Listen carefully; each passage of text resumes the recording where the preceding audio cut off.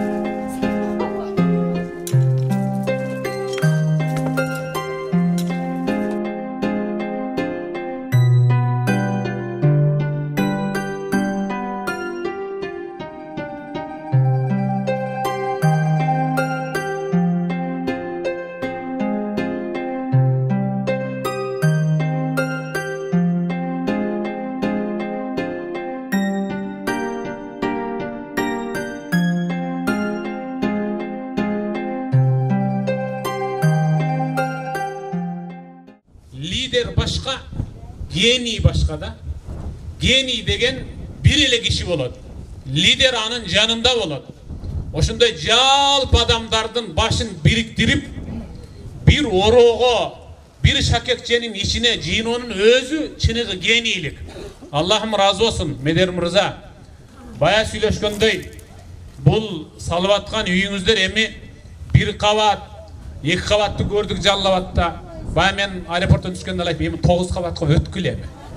12 kavat kılık çında. Men ayttım.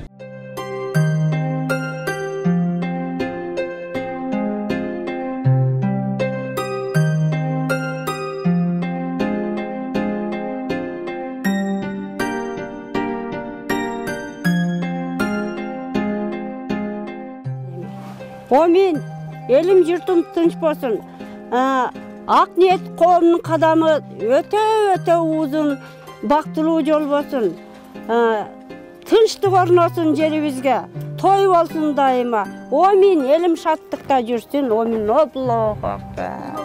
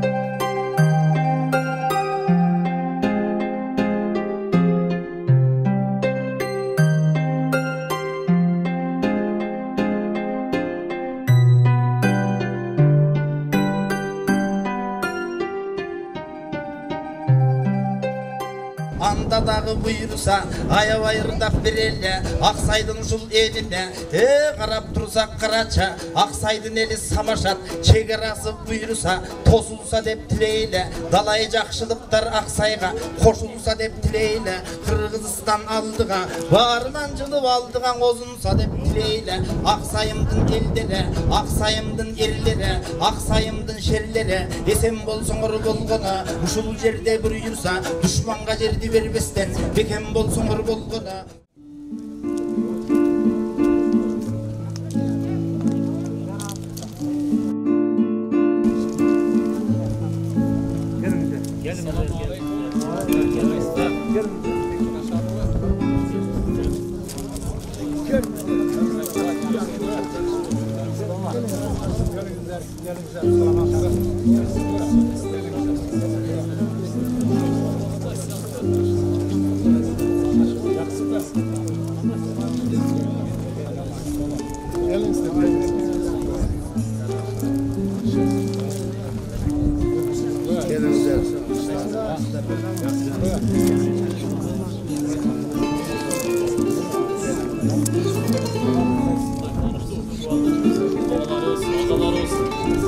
Aytganda yaşavalarыбыз бар күтүп алышты.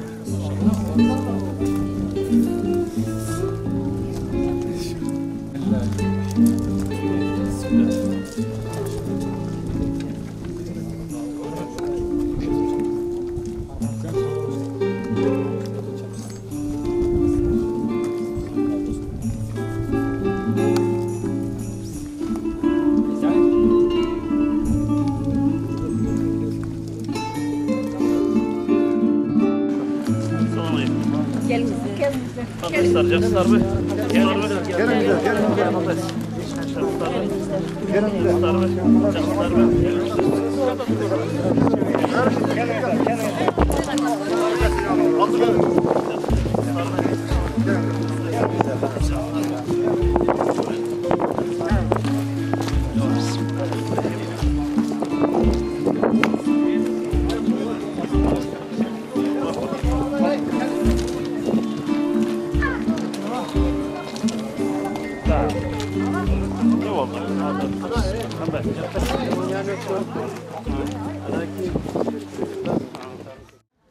Бул Аксай айыл өкмөтү Баткен областындагы Аксай айылына биз алгач ушул Тажик эли менен Тажикстан эли менен ушундай бир жаз айларында бир көйгөйлүү бир оорчундуу бир жүрөктү өйткөн окуя болуп өттү. Көрдүңүздөр, баары кыргыз эли билет. Ошол учурда биз ушул айыл өкмөткө келген элек. Буга чейин, бул айыл өкмөткө чейин биз максат Лейлек, арка айылдардан баштап жардамдарыбызды таркатып жүрүп, анан акырында Аксайга келдик. Аксайга келип, Аксайдагы элдин жашоо шартын көрдүк. Анан ошол эле Төрткүл суу сактагычынын башында головнойду көрдүк. Анан головной маселеси боюнча бүт биз өзүбүз бандай маалымат алдык. Ошол учурда бир Аксай элине өзгөчө баа берип кеттим. Ушул жерден Жалал Абадка үйүмө жеткичек бир жүрөгүм канап кетти. Ушул Аксай элинде бир артыбызда бир из калтырарлык бир жумуш жасап калсак жакшы болор эле деп кайра кайтып келгенче Кудайдан ушунчалык сурануу болду. Алла Таала буйруган экен, насип эткен экен, мынакей бир эмес 2 үйдүн бүтүшүнө себепкер болдук. Жазда Жалал Абадка 8 үй бүлөгө ылайыктуу муктаждар комплексин салып атканда устаздар ачылышында барды эле. Устаздардан бир жакшы дуа алдык элек. Устаздар, мына эртеңден Баткенге чыккан атабыз. Бирок Баткендин кайсыл жерине үй саларыбыз белгисиз эле. Баткенге чыгып атабыз, Баткенге 2 үй салалы деп аттанып атабыз. Мына ошол үйлөрүбүздүн башталышына, бүтүшүнө бир жакшы дуа бериңиздер, жардам бериңиздер деп устаздардын дуасын алып, элдин дуасын алып чыктык элек. Кудайга шүгүрлөр болсун, Аксайдын дагы бир өзгөчө эң башына, сонун жерине караңыздар, айланасы бир өзгөчө жерде бир дачадай эле болуп калды. Анан ушул жерге буйруган экен. Бул Авазбек экебиздин бүт жашоо шарттарын маалымат алдык. 45 жашка чыгыптыр. 45 жашка чейин элдин малын багып, үйдө 3 мүмкүнчүлүгү чектелген бир балдары бар экен. Чындыгында өтө бир мындай оорчундуу жашоодо жашап келиптир. Бул экинчи үйүбүз, биринчи үйүбүз болсо ошол Варуктун границасынын алдында, Тажикстан менен чектешкен жерде, ошол жерде кечеги окуяда жараксыз абалга келтирип койгон ошол үй эле. Мына ошол үйдү толугу менен бүтүрүп, анан экинчи үйдү баштадык. Мына азыр экинчи үйдүн алдында ачылыш кылып атабыз. Биз Ак ниет аманат коомдук фондунун бул буйруса 12-чи үйү. Ушул менен катар эле азыр Жалал Абадта дагы бир үй бүтүп атат, Кудай кааласа. Чындыгында азыр толкунданып сүйүнүп турам. Баткенге үй салабыз деп 2 жылдан бери ниет максат коюп жүргөнбүз. Кудайым ошол ниетибизге жеткирди. Жалпы сметалык кимдер колдоп көрсөттү? Бул үйгө жалпысынан 1 миллион 200 миң сом каражат кетти. Жалпысынан 2 үйгө бириккенде 1,5 миллион каражат кетип калды. Жардам берген основной ошол Россияда эмгектенип жүргөн мигрант мекендештерибиз. Жада калса ушул Аксай эли, Сузакта Багыш айыл өкмөтүнүн жааматы, Нокен Мас айыл өкмөтү бир 5-6 эле топ жаамат жардам берди буйруса. Канча убакытта бүткөрүлдү? Бул үй дагы бир ушунчалык кубанычтуу жаңылык. Болгону 2 ай. 2 айда бир үй бүтүрүү азыркы заманда чындыгында кыйын. 2 айда анан дагы бир ушундай бир максат ниетибиз бар эле. Мамлекетибиз ушул жерге 9 үй салып атат. Ушул мамлекеттин үйлөрүнүн катарында бүтүп калса экен, ошолордон кем эмес сапаттуу бүтсө экен деп ниет болгон. Кудай буйруса алардын мамлекеттин катарында эле бүттүк. Сонун болуп бүтүп калдык иншалла. Мына азыр тапшыруу азем болуп атат. Жалпы эл келип турат, толкунданып, сүйүнүп болуп атат. Устаздар, аалымдар келип атат, областтын өкүлү келип атат. Кудай буйруса бардыгы сонун. айтсаңыз, мына ушул кыргыз элине биримдиги деп кеттиңиз. Негизи ушул боюнча кыскача бир айтып кетиңизчи. Мына муктаждарга, анын ичинде жардамга муктаждарга негизи кыргыз эли кандай жардам көрсөтүп атат? Сиз эми ушул кайрымдуулук фонддун төрагасы катары байкап жүрөсүз. Тосуп алып койсуңар эмелерде өкүлдөр келип атат да, губернаторлор. Бул үйгө эми элибиздин ичкери киргизебиз. Бул үйгө элибиздин чындыгында ынтымагы өтө бекем болду. Кыргыз элибизден айлансаңызды кылат. Шундай бир жылдыздай болуп жыйылган, бир үркөрдөй болуп үйүлгөн бир башкача эл экен. Качан башыбызга кыйынчылык келгенде караңызчы, элибизге ушунчалык таң каласың, баа бересиң. Эл ушунчалык жыйма-жый болуп биригип, өзгөчө бир эле бул үй эмес, жалпы Баткен элине эмне деген жардам көргөзүштү. Чындыгында элибизден айлансаңыздык кылат. Элибиз бар болсун, аман болсун. Кутмандуу күнүңүздөр менен урматтуу бүгүнкү салтанаттуу аземдин жалпы катышуулары, Өрүкзардын мекени болгон пайгамбарлардын кадамы калган, Кудайым назарын салган куттуу жерде сиздер менен жолугушуп отурабыз. Баткен районунун Аксай айыл өкмөтүнүн Аксай айылында бүгүн жакшы саамалык. Көп түкүрсө көл болот деп, кайрымдуу адамдардын кошумчасы менен, жакшы адамдардын демилгеси менен бир адам болсун ак өргөлүү болуп, бүгүн кубанычка батып отурабыз. Тамчыдай болгон жакшылыкты бөлүшкөн адамдар көп болсо, ал деңизге айланат. Жакшы саамалык канчалык көп болсо, элибизге тезирээк тарайт. Bir adam kazgan koduktan mingdegen adam su içet degen Kırgızdın ар bir sözü özünün ordun tabat. Mına bugün Örükzarlı Batkende kızır joğlagan Kudayım kolduğun eldin arasında kadır bar tapkandar, ak nan tapkandar, emgegi menen elige jakkandar, jönököy fiili menen kızır joğlagan insanlar geli olturat. Andıktan bugünkü azem kut bolsun, jerge özge kut kolsun dep bir kol çağıp koştu koysanızlar. Akniyet Amanat Fondu, Kayrımdılık Fondu buğa çeyinde köptөгөн algılıktуу işlerdi uyuşturup, Respublikamızın bulun burçunda kıynalgan, kıstalgan, jakır üylörgө jakından jardam berүү menен köp tükürse göl bolot dep eldin arasındagı tavarman, bagarman mırzalardın, çıgan mırzalardın, kayrımdуу insandardın demilgesi menен daima ушундай жакшы самалыктарды uyuşturup келет. Бүгүн мына Аксай айылындагы эң жакшы самалык болуп, Aytemirov Avazbek ağaz menen Jumanbekova Malik ejebиz ак өргөлүү болуп, ак посогону аттап, сиздер менен бирге жакшылыгын бөлүшкөн олтурат.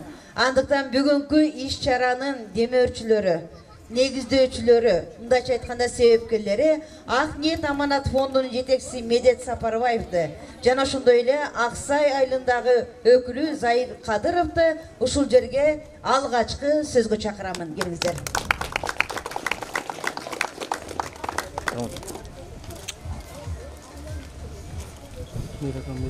Assalamu alaikum. Assalamu alaikum урматтуу жалпы Аксай эли жана ушул жерге алыскы жерден ата артып келген устаздар, жалпы коноктор жана областтын өкүлү, райондун башчысы, жалпы коноктор келип турасыздар, куш келипсиздер. Урматтуу коноктор, бул Аксай элине биз ушул жазда алгачкы жолу келдик элек. Мынакей жазда келгенибизде Аксайга максат Лейлек жактан ушул жазда жакшы билесиздер, ушундай бир жүрөктө өткөн, жалпы элибиздин бир ойго салган бир окуя болуп өттү. Бул окуяда бир нече бир туугандарыбыз жакындарын жоготсо, бир нече элибиздин башын бириктирип койду.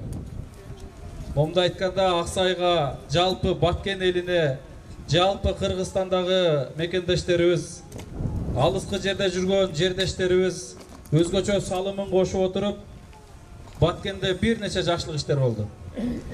Мен азыр сүйүнүп, толкунданып турам. Албетте ар бир жумуштардын ушундай ачылышында жумушту бүтүрүп, аягына чыгарып тапшыруу аземинде бир өзгөчө бир толкундоо болот. 3 ай мурда эле келип, ушу келердин алдында устаздардын бир дубасын алып, Жалал Абадка 8 үй бүлөгө ылайык 8 үй бүлөгө салынган муктаждар комплекси салынып, ошол жерде ошол комплекстин ачылыш аземинде устаздардын дубасын алып, устаздар ушул Баткенге 2 үй салалы деп атабыз. Бир жакшы дуа бериңиздер. жакшы ниет менен сапарга чыгып атабыз деп устаздардын дубасын алып жөнөдүк элек.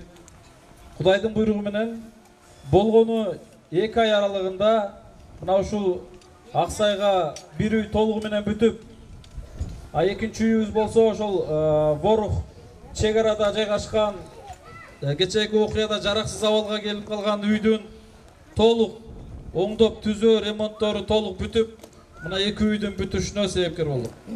Эми бул жумуш кимдир бирөө үчүн кичинекей эле жумуштур. Кимдир бирөө үчүн бирок чоң жумуштур. Негизгиси эли журтубуз баардыгы биригип, ынтымакташып, Баткенге иш баштап атсын. Мына ушу Баткенде жаштар да бар экен, Аксайдын жаштары бар экен. Аксайдын жаштары биригип, сиздер ушундай иштер баштап атыпсыздар. Мына биз да сиздерге кошулалы дагы ушул ишиңиздерге жардам берели деп Аксайдын жаштары кошо чыгышты. Жалал Абадта Москвада эмгектеп жүргөн жаштары кошо келишип, кыскасы жалпы кайрымдуу берешен элибиздин колдоосу менен ушу 2 айда толук үй бүтүп турат. Албетте эли журтубуз колдоп турса, мамлекетибиз жок дегенде коммунальный жактарын, документ маселесин, свет маселесин, жер маселесин анча-мынча документ жактарына жардам берип турган болсо, иншалла, биз момундай үйлөрдүн 7 областтын ар бир районуна салсак деген ниетибиз бар. Бул биздин Актиет Аманат коомдук фондунун болгону 3 жылда 13-чү үйү. Баткенден бир нече бейтаптарды Индияга да алып барып келдик. 2 жыл, 3 жыл аралыгында боор ооруга чалдыккан 41 бейтапты да Индияга алып барып келиптирбиз. Бирок бунун бардыгына жардам берген өзүбүздүн карапайым эл. Ошол эле араб эл эмес, түрк эл эмес, же бир жана башка эмес. Карапайым элдин колдоосунда ушунча жумуш бүттү. Албетте бүгүн улуу конокторду чакырып, мамлекеттин областтын башына турган өкүлдөрүн чакырып бир иш-чара өткөрүп, жалпыбыз биргеликте ушул үйдү тапшыруу аземине күбө болойлу, ушул үйдүн ачылышына күбө болойлу, бардыгыбыз ушул лентасын кесип ачкычын тапшырып алсак, анан кийинки көргөндөр дагы бир өздөрүнө бир өрнөк алып, ушул иштер көп жайылса деп атайын ушундай иш-чара уюштурулду. Албетте келип бергениңиздерге мен терең ыраазычылык билдирем. Дагы мен бир кошумчалай эфир аркылуу айтып кетпесем болбойт. Эгерде мындай иштердин үстүндө болуп, кимдир бирөөңүздөрдүн көңүлүңүздөрдү оорутуп алган болсок, катуу сүйлөп алган болсок, же болбосо иштерибизде анча-мынча кемчилик болгон болсо, мен албетте кечирим сурайм. Биз дагы көптөгөн пландарыбыз бар эле, бул жагына ушундай сарайларына чейин салсак, башка жумуштарын да салсак деген ушундай ниет бар эле, бирок ушуну менен катар эле дагы 2 үй салынып атат. Аны да азыр жакын күндө тапшырылат Жалал Абад жергесинде. Ошол үчүн бардыгына жетишүү бир аз кыйын болуп калды. Анан негизгиси биз бир айда 3-4 жолу келип аттык. Материал ташуу Баткенде, мына Баткендин эли жакшы билет. Бул жака уста табуу өтө маселе экен. Бизде Жалал Абадтан келип кээде материал таппайсың, кээде уста таппайсың, бирисин тапсаң, ошол учурда кээде өзүбүздүн жоктугубузду билдирбестен мына ушул Аксай айылынын жаштардын арасында мына Зайыр деген агабыз бизге өзгөчө жардам берди. Негизи ушул үйдүн ушул жерге түптөлүп калышына чоң себепкер мына ушул киши. Россияда жүрүп биздин жумуштарды көрүп жүрчү экен. Таксыр салсаңыз чыныгы муктажга салыңыз деп мени ээрчитип мына ушул үй бүлөнү көргөздү. Бир үйдө 3 инвалид экен. 40тан жашы өтүп калды, мынакей ушул жерде жүрөт абаз экебиз. Элдин малын багып, элдин жумушун кылып, балдарына оокат тапса, үйгө шарты жок, кыскасы өтө кыйынчылык жашоодо жашап келиптир. Аксайдын эң муктажы деп мына ушул үй бүлөнү көргөзүштү.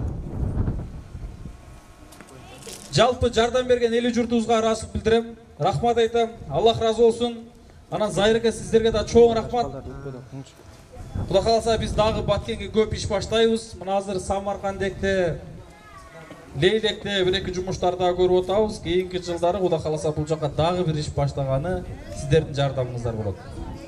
Жалпыңыздарга чоң рахмат. Жалпы келген коноктор, сиздерге чоң рахмат. Аллах разы болсун. ар бир кадамыңыздарга Аллах таалам эсепсиз соопторду жазган болсун иншалла. Устаз, сизге дагы чоң рахмат. Оорубаңыз, ден соолукта болуңуз, көп жашаңыз. Сиз акыл насаатыңызды берип, дуаңызды берип турсаңыз, биз чарчабайбыз. Жана жогоруда айткандай, ушундай үйлөрдү биз Кыргызстан эмес, биздин өлкөбүзгө ташыргытып аткан ошол тажик элине чейин, өзбек элине, казак элине дагы бир салып муктаждарына үй салсак деген ушундай ниетибиз бар. Кудайым ошол ниетибизге жеткирсин. Арабтар азыр, түрктөр, арабтар Кыргызстандын ар бир райондоруна больница, ФАП, мектеп жана башкалар салып атат. Биз дагы кылсак болот ошону буйруса. Аны үчүн биз ынтымак болушубуз керек. Биримдик болушубуз керек. Көптү көрсөгөн болот, урматтуу көрүүчүлөр, мекендештерим. Урматтуу кыргыз элим, бардыгыбыз биз бириксек, элибизде момундай муктаждар калмак эмес. Биз ар бирибиз эле өзүбүздүн садакабызды чыгарып турган болсок, мекенибизде муктаждар бир кыйла азаймак иншалла. Анан мамлекет эмне кылып берип атат бизге, мамлекеттен эмне жардам болуп атат деп эле карап тургандар көп. Өзү суроо салбайт. Мамлекет үчүн мен эмне кылдым деп. Мына мен ошол жазда областтын өкүлүнүн астына киргенмин сизге. Сиздерге бир кичинекей болсо да жардам болсун бизден. Ошол мамлекет эле карап турбай, мамлекетибиз азыр момундай оор абалда турган учурда сиздерге кичинекей болсо да колубуздан келген жардамды кылалы деп алдыңызга кирип суранганыбызда макул деп мына ушул үйлөрдүн түптөлүшүнө макулдугуңузду бердиңиз эле. Сизге чоң рахмат билдирем. Ыраазычылык билдирем.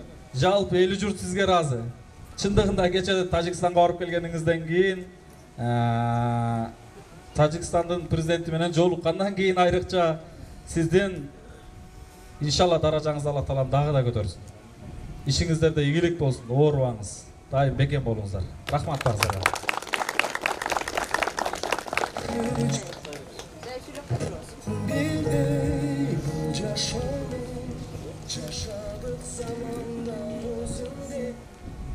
Биринчиден ушу келген меймандар, кош келипсиздер. Бардыгыңыздарга, кыргыз элине, мекендештерге, бардыгына ушу Аксай элинин атынан ыраазычылык билдирем. Чоң рахмат Медер мырза менен Зайыр мырзага бир кол чаап коюңуздар. Жалгыз аттын чаңы чыкпайт, чаңы чыкса да аты чыкпайт деп бүгүнкү ушул иш-чаранын, ушу бүгүнкү бүткөн үйдүн фундаменти, ташы, кому дегеле ушул крышасы жабылып бүткөнгө чейин оң колуңдун бергенин сол колуң билбесин деп кайрымдуулук кылган инсандар көп. Кудайым ошолордун баарына береке берсин, тапкандары жакшылыкка буйрусун, жүрөктөрүнө ыйман толсун, заманыбыз оң болуп, жакшылыктар коштолсун. Но ошол жалпы аты аталбай, аталса дагы ушул жерге өздөрүнүн жүрөгүнөн чыккан бир сом болсун Кудайым берсе береке миллионга айланып барат. Миллион болсун буйрубаса Кудайым заматталат дегендей өздөрүнүн тамчыдай болгон салымын кошкон инсандарга бир кол чаап койсоңуздар. Улуу Калыгул атабыздын айткан жакшы сөзү бар. Жакшыга оомат келгенде бой көтөрбөй пас болот. Кылган иши саз болот. Жаманга оомат келгенде көтөрө албай мас болот. Күнүгө жаңжал чыгарып катынына кас болот. Ыргызсаң алыс таш кетет. Пейли бузук пенденин казанынан аш кетет дейт. Бул сөздөрдүн айтында эл башчы кандай болсо эл ошол жол менен барат. Эл башчынын аягы жеңил болсо элине береке ырыскы тамат. Казаны майлуу, жайыты жайлуу болуп, кут конуп, жакшылыктар коштолуп барат дейт.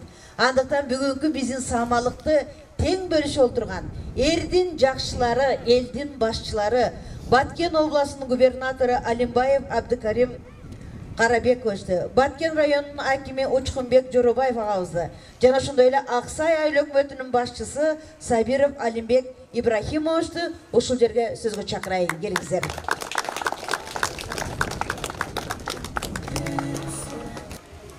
Саламатсыздарбы, урматтуу Аксай элим, урматтуу алыстан келген коноктор, урматтуу Саид устаз, сиздин Баткен жергесине келип, Аксай айына келип турганыңыз биз үчүн өтө чоң сүйүнүч. Биз үчүн Аксай элин, баткен жерин, баткен элин колдогонуңуз өзүмчө мен азыр сүйүнүп турам. Себеби чынын айтайын, мен сизди бул бүгүн ушул Аксай жерине келет деп мен күтпөпмүн. Ошон үчүн мен аябай кубанычта болуп турамын. Себеби сиз жөнөкөй адам эмессиз. Алла Таала сүйгөн кишисиз, эл сыйлаган кишисиз. Көптөгөн кеңештериңиз, көптөгөн акыл сөздөрүңүз, элге айткан сөздөрүңүз өтө жогору. Ошон үчүн сиздин айткан сөздөрүңүз, сиздин айткан акылдарыңыз биз үчүн дагы чоң бир кеңеш, биз үчүн дагы чоң бир акыл. Урматтуу Аксай элим азыр эле айтып кетти. Жакшы адамга оомат келсе, жакшы адам жөнөкөй болот депчи. Жаман адамга оомат келсе, жаман адам мас болот деп. Сөздүн астында сөз бар. Өтө мени мындай толкундата койду бул сөз. Мен эч качан мас болбоймун. Буну сиздер билесиздер. Мен жөнөкөй ушундай тоо ташта, ушундай айылда, жөнөкөй үй бүлөдө туулуп, сиздердей ушундай бир айылдарда чоңойгон баламын. Эч качан мен мас боло албаймын.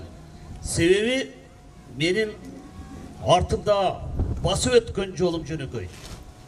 Мен бүгүн губернатор болсом, Алла Таала өзү билет, эртеге мен кайсы жака кетем.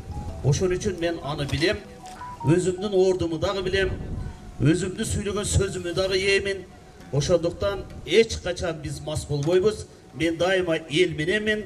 Мына Аксай элинин баарын мен сиздердин жетекчиңер катары аз болсо дагы барыңыздарды тааныймын. Мына келип, мына эжелер, карындаштарым, мына агалар, достор дейли, инилерим, Аксай элинин баарын тааныйм. Аны сиздер өзүңүздөр билесиздер.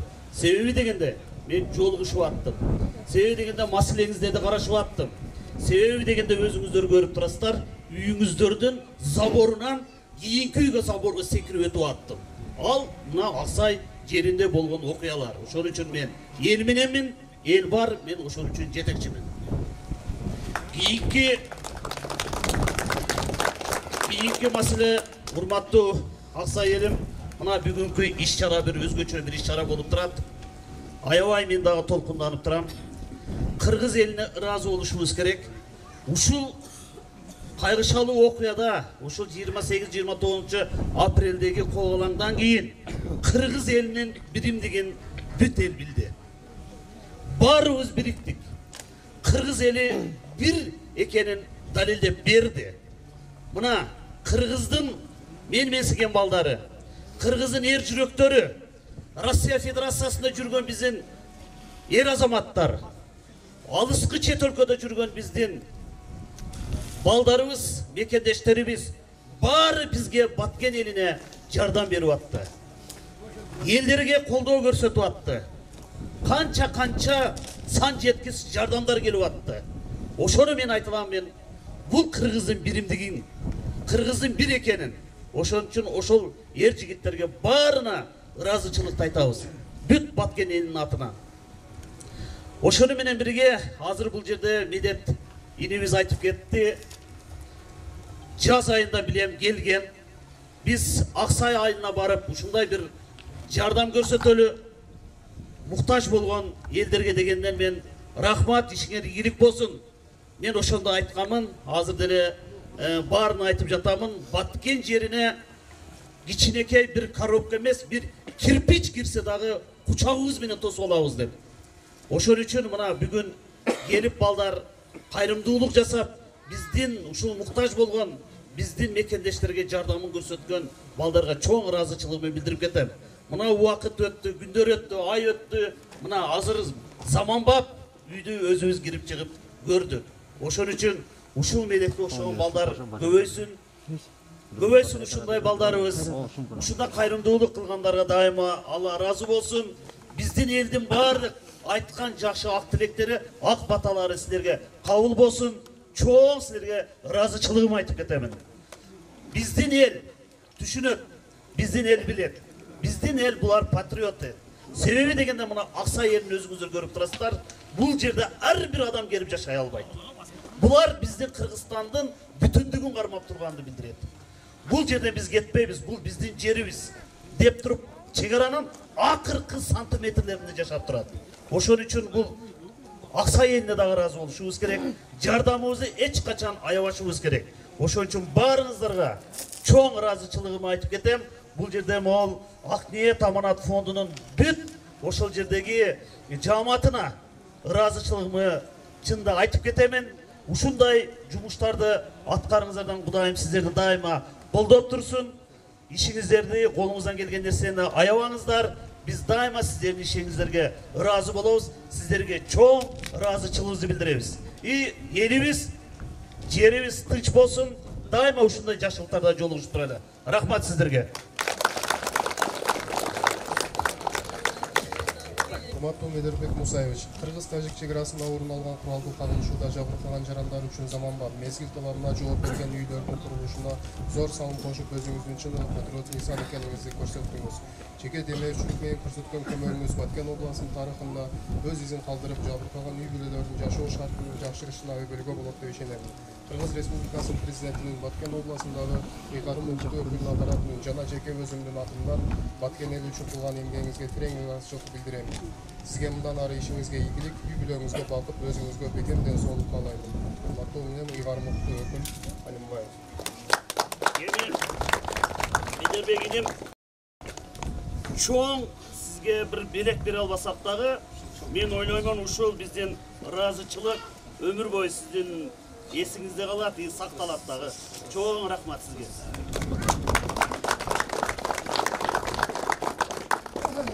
Урматтуу устаз, урматтуу Медербеке, урматтуу чакырылган коноктор, урматтуу Акниет Аманат коомдук фондунун өкүлдөрү, биздин Баткен районубузга кош келипсиздер. Биз өтө кубанычтуу болуп турабыз сиздер менен учурашып, сиздер менен баарлашып турганыбызга. Урматтуу Аксай элинин тургундары, урматтуу Оозбек эке, сиздин ушу бүгүнкү мына куттуу жаңы бүткөн конушуңуз кулуп болсун, мубарак болсун. Үйүңүз сизге ушул күнөлүктүү кызмат кылган болсун. Ушул учурдан пайдаланып, мен дагы Баткен райондук мамлекеттик администрациясынын атынан, Баткен элинин атынан, райондун элинин атынан, жеке өзүмдүн атыман Акниет Аманат коомдук фондуна жетекчилигине, андан сырткары дагы кайрымдуу инсандар, ушуга канчалык кайрымдуулук кылып жардам берген инсандарга мен терең ыраазычылыгымды билдирип кетемин. Сиздердин ушу билебиз, биздин районго, областыбызга жана башка кыргыз калкына өзүңүз айтып өткөндөй жакынкы чет өлкөлөргө дагы ниеттериңиздер бар экен, жардам бере турган, жардам көрсөтө турган. Ошол жардамыңыздарды биз билип турабыз, эл билип турат, жетекчилик билип турат, негизги Алла Таала көрүп турат. Ушул Алла Тааланын жолуга кылган кызматыңыздар дайыма түбөлүктүү болсун. Сиздерге мен эки дүйнө бактылуулук каалайм. Дагы бир жолу терең ыраазычылык билдиремин. Келип бүгүнкү иш-чарага катышып, ушундай ак үйдү, куттуу үйдү бүтүрүп, Оозбек экени ушундай кубанычка келет.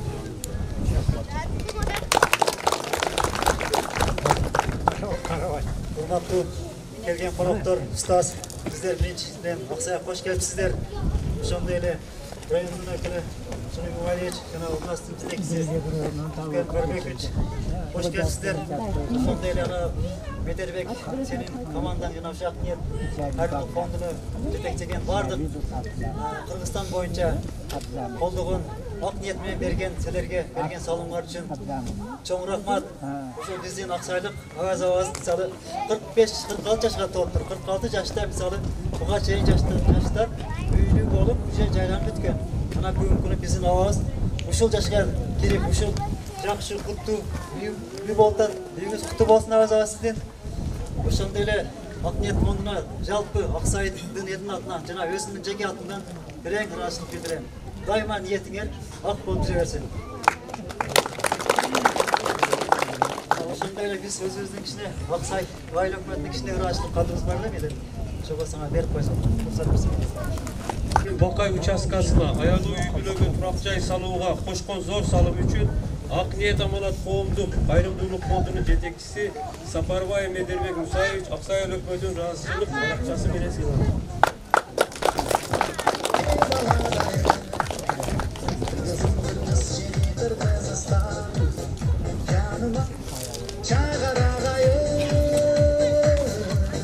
Ошондой эле учурдан пайдаланып Медербек айтып кеткендей, айылдык тургундардын салымы да жакшы болду. Ошол учурдан пайдаланып ошолордун ыраазычылык баракчасын тапшырып коюуга уруксат этесиздер. Ыраазычылык баракчасы Аксай айыл өкмөтүнүн Бакай участкасына аялуу үй бүлөгө турак жай салууда зор салымы үчүн Аксай айылынын тургуну Камчиев Канатбек Жолдошев.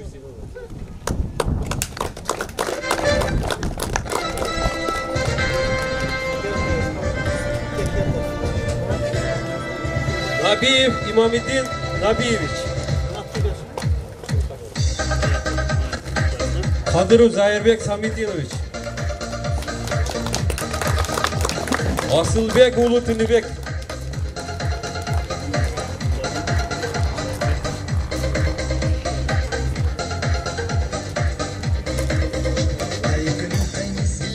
Назиров Санжарбек Курбанбекович.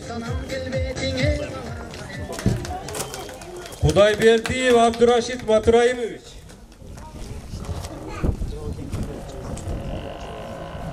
Ошондой эле 1994 жылы туулган тургундардын атына. Жылкы балдарга.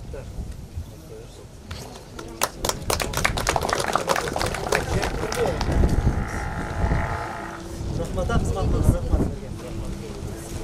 Ушул үйдүн несине кичине балдар үчүн кичине оюнчуктар койдук, рұқсат берсеңиздер тапшырып койсок анда. Чоң рахмат, Абдыкарим Карабекович баш болгон элдин башчылары, элдин жакшылары, башыңыздарга оомат консун, тапканыңыздарга береке берсин. Жигит бирим жолдосун, Кудайым колдосун. Баткен элинин жакшылыгы жалпы сиздер менен бирге болсун. Мына ушундай жакшы инсандардын жакшы тилеги кабыл болсун деп бир кол чаап коштоп койсоңуздар. 70 adam gelse 7 kızır, 7 adam gelse 1 kızır deydi. Bugünkü uşul bizim Aksay jergesine kança but kirse, oşunca kut kirse. Kança adam gelip jakşılık aytsa, Kudayım kabul alsın. Ilayım ile uşul жерден ar bir taşı, ar bir kumu altınga tete olup, ar bir akkan suusu sizlerge müröktün suusu olsun. Aska zoğday olgan toğlarımız, Mobeyiştin töründe olan жерlerimiz elibizge, özübüzge, urpaklarımızga kut bolsun. Mına uşul tileklerdi koştup, joldun alыстığından emez, göңүлдүн alыстığından Kudayım saktasın dep. Jakşılık işlerinizlerge jakından kol sunup, jakşı tilekleri, jakşı oyları menen eldin başın biriktirip, sizlerin jergеңizlere gelip bölüşü oturgan insanlar, kırmanı danga, dasturkunu nanga, korosu malga tolgon. Ак алтындын мекени болгон. 16-дан ашык саясий эмгектин баатырлары чыккан.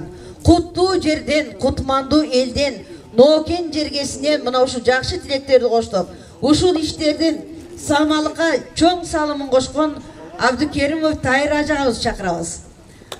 Жана ошондой эле өзгөчө баатырлардын мекени болгон Курманбек Баатыр жер деген, Чойбул болуш жер деген, канчалаган элдин башчылары, элдин жакшылары чыккан. Сузак районунун Багыш айыл өкмөтү бүгүнкү иш чарага 700 000 сомдон ашык акча жардам берген. Бир кол чаап койсоңуздар. Мына ошол 700 000дин ичинен 500 000 рубльди Зайыр деген биздин ажылык жолго барган атанын уулу болуп, элдин арасында жаш болсо да элдин ак батасы менен өнө өскөн балабыз Москвадан келип отурат. Андыктан 60 уулу Зайыр ажыны кошо чакырайын, келиңиздер. Мына ушул жакшы иштин ээси көттүп, эң бир жакшы жөрөлгөргө өздөрүнүн жардамын кошкон элдин башчыларына Ак ниет аманат фондунун, кайрымдуулук фондунун жетекчиси Медер Сапарбаевди чакырсак, мына ушул фонддун атынан дагы эл башчыларга бериле турган Белектер айтыла турган сөздөр, тилектер бар. Ыраазычылык кат Ак ниет аманат кайрымдуулук фонду атынан урматтуу Кыргыз Республикасынын президентинин Баткен боюнча ыйгарым укуктуу өкүлү Алимбаев Абдыкерим Карбекович, сиздерге кайрымдуулук иштерин жандандырууда жана уюштурууда өзүңүздүн активдүүлүгүңүздү көрсөтүп, Баткен областынын Аксайга салынган үйлөрдү салууда жана түптөлүшүнө кошкон салымыңыздар үчүн Ак ниет аманат фондунун атынан жана жеке өзүмдүн атынан терең ыраазычылык билдиремин. Сапарбаев Медербек Мусаевич. Жалпы элдин атынан да ыраазычылык билдирип, бир кол чаап коюңуздар. Ушундай эле ыраазычылык кат Аксай айыл өкмөтүнүн башчысы Сабиров Алимбек Ибрахимовичке берилет. Бул тапшырма мен үчүн аманат. Кол чабуулар менен. Аманат. Ошондой кабыл алам мен. Рахмат чоң. Ишиңизге ийгилик бар болуңуздар. Масы айыл өкмөтүнүн жалпы тургундарына ыраазычылык кат билдиребиз. Багыш айыл өкмөтүнүн октябрь айынын активдүү жаштарына,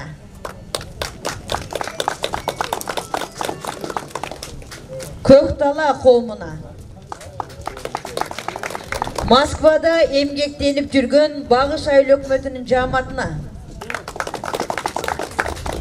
Аксай айылынын активдүү жаштарына ыраазычылык кат берилет. Кадыров Заирбек Самединовичке берилет. Кол чабыңыз. Аксай айылынын Кырам мырзасына кол чабуулар.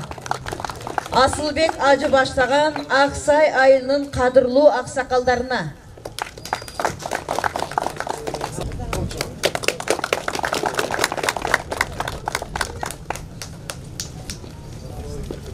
бар болуңуздар. Бул ыраазычылыкты жалпы элдин атынан кабыл алыңыздар. Келиңиздер, урматтуу агалар. Салымдуулук ишке, кайрымдуулук ишке кол сунгандар. Бир жакадан баш чыгарып, бир жеңден кол чыгарып, элди ынтымакка чакырып, жалпы элдин ак тилегин коштогон жакшыларга сөз берейин. Бисмиллахиррахманиррахим. Алла Таалага чексиз мактоо жана пайгамбарыбыз Хазрет саламга салам салаваттар болсун. Ассаламу алейкум, урматтуу жамаат муслимин, урматтуу садагат устаз, урматтуу туугандар, урматтуу Баткен эли. Эми силердин башыңардан көптөгөн жумуштар өттү. Абалы өткөндөргө Алла разы болсун, Алла рахматына камылсын. Калган тирүүлөрүңөргө өмүр сыйга береке берсин, жүзүңөрдү жарык кылсын. Мындай колуңдан алыспагыла, Кудай кааласа. Эми айта турган нерсебиз, мына медер таксырга абалы Алла разы болсун. Ушул исе инсан дайым көптөгөн жумуштар аткарып, оорулуга жардам берип, мына азыр мына 13-чү үйдү бүтүрүп, ушу бирөөнүн кубанычын дайым кубаныч кошуп жүргөн жигит. Биздин айтарыбыз, биз дагы өзүбүз Жалал Абад облусунун Нокен районунун Борбор болгон 27 000 калкы бар көп улуттуу калктын атынан сүйлөп атабыз туугандар. Айтканыбыз себеби биз дагы ушу Баткен элине бир аз да болсо өзүбүз материалдык салым кошойлук деп эл менен бир аз акча чогултуп, анан кандай кылсак экен деп өзүбүз баш уруткан мезгилде биздин Жалал Абад облусунун казысы биздин устабыз Нематулла Ажы Жээнбеков мына алымдардын пайдасы тиет экен. Сунуш берип, мына медер таксыры менен бизди байланыштырып коюп, бир аз да болсо ушу каражатыбызды ушу медер менен келип, ушул жерге келип тапшырып кеткендек туугандар. Эми биз тапшырып коюп эле келген максатыбыз силердин кубанычыңарды тең бөлүшүп коелук. Ушу Азбек таксырдын бир үйүн куттуктап коелу деп келдик туугандар. Силерге жалпы көп улуттуу масы жалпы Нокен элинин атынан бардыгыңарга жакшы тилектер менен айтып, өмүр сыйга береке болсун, жүзүңөр жарык болсун, дайым ушу алдан кадыр борту болуп, элибизге, журтубузга тынчылык болуп, мамлекет башчыларыбызга, патышаларыбызга адилдик болуп, дайым ушул жерлерде, ушул жергелерде дайым тынчылык, аманчылык болуп келе атабыз. Ошон үчүн айта турам силерге, ушу үйгө салым кошкон бардыгыңарга, ошонун катарына жалпы ушу учурдан пайдаланып капа этпейсиңер, атап койсом айылдарды, аларда бир куту сүйүнүп калар, мүмкүн дагы бир салым кошуп калар. Биздин Масы айыл өкмөтүнө караштуу Eң авалы Апыртан деген айылыбыз, Богот деген айылыбыз, Саймала деген айылыбыз, Бешчигач деген, Кызылту деген, Масы деген айылын жалпы тұрғындарына сіздердің атаңардан ушу разычылык кат алып, кубанып, азыр ушунчалык жүрөгүм толкуп, кантип айтышты мектеп айтам. Жакшы адамдар менен жүрсөңөр, туугандарым, даражасы ушундай болот экен. Бир аз да болсо салым болсо, бирок кандай жерге келип, кандай деген адамдар менен жолугуп, кандай гана жумуш кылганыбызды азыр сезип, жүрөк толкуп турган мезгил туугандар. Ошон үчүн бүткүл ушо турган аксакалдарга, устаз баардыгыңарга Алланын тынччылыгы, аманчылыгы болсун. Дайым кыргыз элибизде туруктулук болсун. Бардыбыз дайым бири-бирибизге ынтымак жүрүшкө насып эйлесин. Азыркы айтарым, юбилейиңиз менен бактылуу болуп, ушу үйдө дайым жакшы салтанаттуу күндөр боло берсин деп. Allah razı olsun. Assalamu alaikum. Assalamu alaikum ustaz. Osman gelgen rahmat sizge. Sonday biz ideyimizin açılışına gelip sebepkör olup oturasız. Ne deyibиз? Şu үйлөрдө жалаң жакшылыктар боло берсин, Агазаке. Медет ишиңе ийгилик. Şu Akniyet Amanat, onun жетекчисин мындан көп үйлөрдү сала бер. Элдин керегине жарап жүрө бер.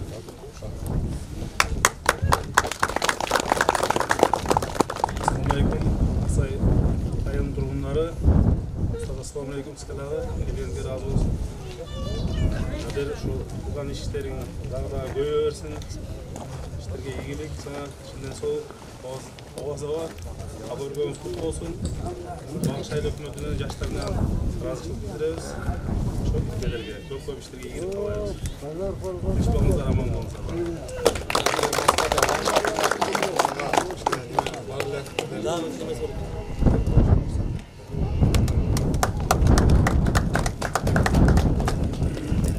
Қолшаға қоштып қойыңыздар. Аушы берген, қошқон, берген салымыңыздар Алланың жолына olsun, Құдайым қабыл алсын, тапқаныңарға береке берсін. Алысқы жерде мекендім барқын, туғандым барқын, ата-енем барқын біліп, мұсафыр болып, мұсылман болған сіздерге разышылық білдіреміз. Алтын башыңар аман болсын, денсаулығыңар чың болсын, тапқаныңар берекелі болсын. Қырғыздың қыран жігіттері дайыма биікті болсын. Әлеме төрөздің көркін açып, ақсақалды қария ағып жатқан дария деп аталарымыздың ақ батасы, ақ жолға салғаны барыңызға дем күш болсын. Бар болыңыздар. Bir қолшаға қоштап қойыңыздар. Бүгін білгенге ким бирөө үчүн Аксай айылында кичинекей bir үйдүн ачылышы болуп, эл чогулуп турат. Билбегенге. Билгенге фундаментин коштоп, ынтымак, ырыскы, берекеден түптөгөн. Элибиздин башын бириктирген, жакшылыкка өндөгөн. Ичине ыйман, ырыскы толгон. Баарыбызды Кудайды дилибизге салып, жакшы жолго өндөгөн. Кайрымдуулукка жол ачып, жүрөгүбүзгө мерез болбой, жылуулук тартуулаган. Көк асмандын астында амандыкты тилеп, жакшылыкты тилеп, бирөөнүн тамчыдай болгон жакшылыгын бөлүшө билгенге, бирөөнүн кубанычына ортоктош болгонго, бирөөнүн жамандыгын жашыра билгенге чоң сабак болуп жаткан, башкаларга үлгү болуп аткан, бир адам жаккан жарык башка жерге шооласын чачып жаткан кичинекей болсо дагы, бото көзү булактын ачылып, дарыяга кошулуп жаткан чоң мааниси терең иш-чара болуп жатат. Андыктан мындай иш-чара Кыргыздын ар бир айылында, ар бир көчөсүндө, ар бир үйүндө болсун. Берген кол, алган колго караганда Кудайга жагат дейт. Ар бир адам пейилинен табат дейт. Пейилибиз түз болсо, заманыбыз кут болуп, жакшылыктар коштолсун деген тилек калат. Бир заманда эл ачарчылыктан кырылып атса, акылман айтат дейт. Бизге ого эчтеке эмес, бизден кийинки муундарга кыйын болот дейт. Дегенде адамдар сурайт. Biz açarçılıktan, жетишпегендиктен, кыйынчылыктан өлүп атсак, мындан да кыйын заман барбы дегенде акылман айтат экен. Жокчулукта адамдар бири-бирине кайрымдуу болот. Жүрөктөрүндө мээрим толот, көздөрү нурлуу болот. Бир мейизди 40ка бөлүп жейт. Назары ток болот деп. Бардык балекеттин баары токчулуктан чыгат. Токчулукта адамдын көзүн май басат. Жүрөгү мерез болуп калат. Туған туғанға жақпай, дос досқа атпай, bir қорағы қанша топтасаң да бір-біріне жақпай қалады. Тоқтыққа шоқтық деген ұшыл болады деп. Біздің заман, урматтуу жалпы туғандар, бар заман. Бардығына тең заман. Көңіліміз сүйбесі, бар заманда жоқ заман. Жоқты бір айтсаңыздар босаған атта болады. Екінші жол жоқ десеңіздер төріңіздер дейлі болады. Üçüncü жолу жоқ десеңіздер, жоқ-жоқтарды чақырып бар екенді чашып салады. Адам бардық нәрсені пейілден табады. Адам пейілі тарығанда жеріне көтер албай қалады. Адам пейілі тарығанда Құдайым башыңызға қиыншылық. Андықтан заманыңыз құт болып, пейіліңіз оңылсын. Bir sındırımdan bir urttan su jeterin, oşolda Құдайдан екен ұнытпай баралы. Ыймандың жолuna түшіп, пейіліміз түз, ниетіміз қалыз, дилimiz таза болып Аллаға жағалы. Тапқаныңызға береке өріп, қырманыңызданға, дастұрқаныңызданға, қороғыз малға толып, алтын башыңыздың аманатын Құдайдан тілеп алалы.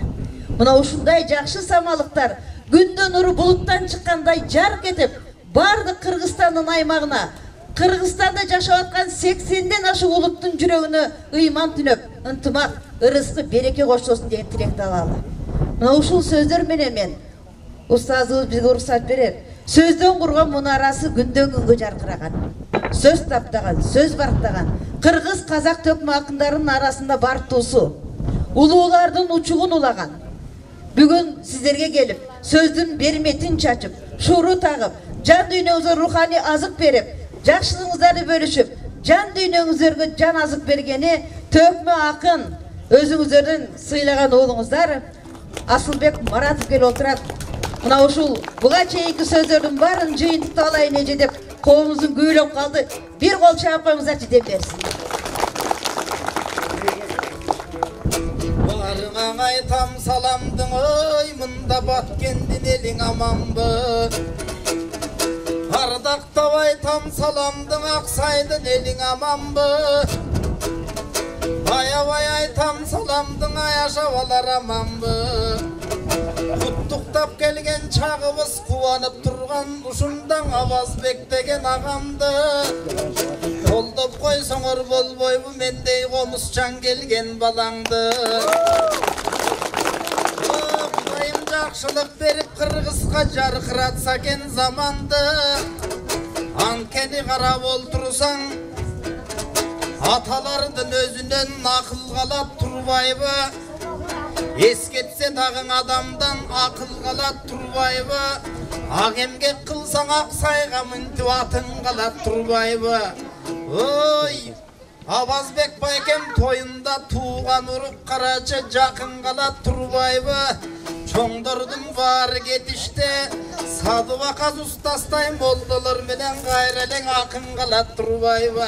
Аңседағы туғандар бүгін Ақсайға келіп қалған соң Ауданға туңырдайлы мына Авазбектей ағабыз тамды болған уаға қайғырып жатқан Ақсайым бүгін шаңды болған уаға Құдай өзі бұйырса малды болған уаға ағарып атқан қадімке таңды болған уаға анкені бұйылқы жылдың ойлы соқ нечен деген қарачы Башынан нечен қайғының өткөрген Ақсай тұрбайбы далайдаған дұшманды бөктірген Ақсай тұрбайбы далайлаған қиынды көп көрген Ақсай тұрбайбы Ақсайға келіп қалған соң ардақтайлың ырдайлы Қайтыр Ақсай мына жеріме баткендей ұшыл жеріме қол салған дұшман болбосын Момайлың рахман ezелің еки болбосын андайларым бұйырса Қырғызстан алыс болсоң екен деп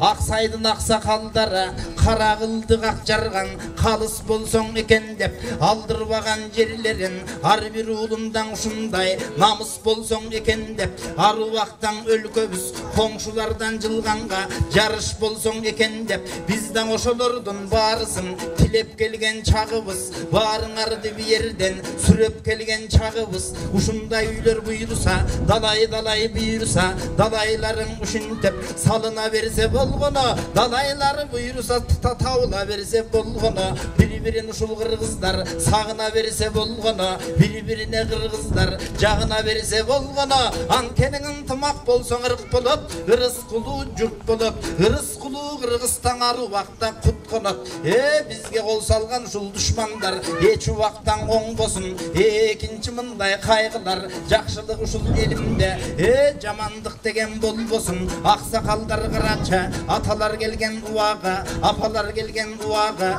uşulardın oğuzunda jaşlarına berilçe batalar gelgen uwaga antenin amak niyet amanat koň kayrımdılık koňduk fond eken bugün Aksayda mınan or deken janagın üydü salgan kıraçı zayragan Turbayba Agimgegin Aksayga dayınagan Turbayba Kırgız elge kızmatı dayınagan Turbayba bolbosoňa zayracı dağı var Moskvadan kıraça özü gelgen uwaga silerdim barın kuttuktap sözü gelgen uwaga aytar uşul fondun eň çoňu Mederbek degen bala var Mederge jakşı karaňar aytar uşul buna kıraça Kırgız degende jürögün tolgop jürgen bul bala Aksaydın uşul göy-göyün oylop jürgen bul bala 31'ge gelse de kıraçı boydok jürgen bul bala Batkendin boyunu şintip boylop jürgen bul bala aytar bul balaga tuğandar göngülün ördü burugula jakşı kız bolsoň egerde juway kılıp suňgula erterek uşu Mederdin Aksayga güýe bala kılgıla güýe bala kılgan soň Yılına 5'ten 6'dan tam saldırıp turgula Aksaydın uşul eline tümele şan saldırıp turgula Evin aljağı bolsun aljağa Güye bala bolsodan ağa dağı gelele Anda dağı buyursa ayav ayırdap berele Aksaydın uşul eline karap tursak kıraça Aksaydın eli samaşat çegerası buyursa Tosulsa dep tileyle Dalay jakşılıklar Aksayga koşulsa dep tileyle Kırgızistan aldığa barınan jılıp aldıgan ozunsa dep tileyle Aksayımdın eldere Aksayımdın erlere Aksayımdın şerlere esen bolsoňor bolgona uşul jerde buyursa düşmanga жерди бербестен бекем болсоңор болгоно үй тойлордон ушундай эчем болсоңор болгоно анткени намыстууң Аксай эмеспи алдыга жылган карачың арыштууң Аксай эмеспи айтор Аксайды карап олтурсак Neçen degen korduktu görüp gelgen elsinger Yer üçün dağın el üçün kanın ardın turgay Tөгüp gelgen elsinger Canın ardın al turgay berip gelgen elsinger Uşunday baldardı görgönde jürögü menen ezilip erip gelgen elsinger Özüň 3000 kişi bolsoň Aksayda Vorukta 45 000 oşol kişige turuştup berip gelgen elsinger Görsoň karap oltursak Akkalpak Kırgız halkına dem bergen Aksay Turbayby Dem bergen Aksay Turbayby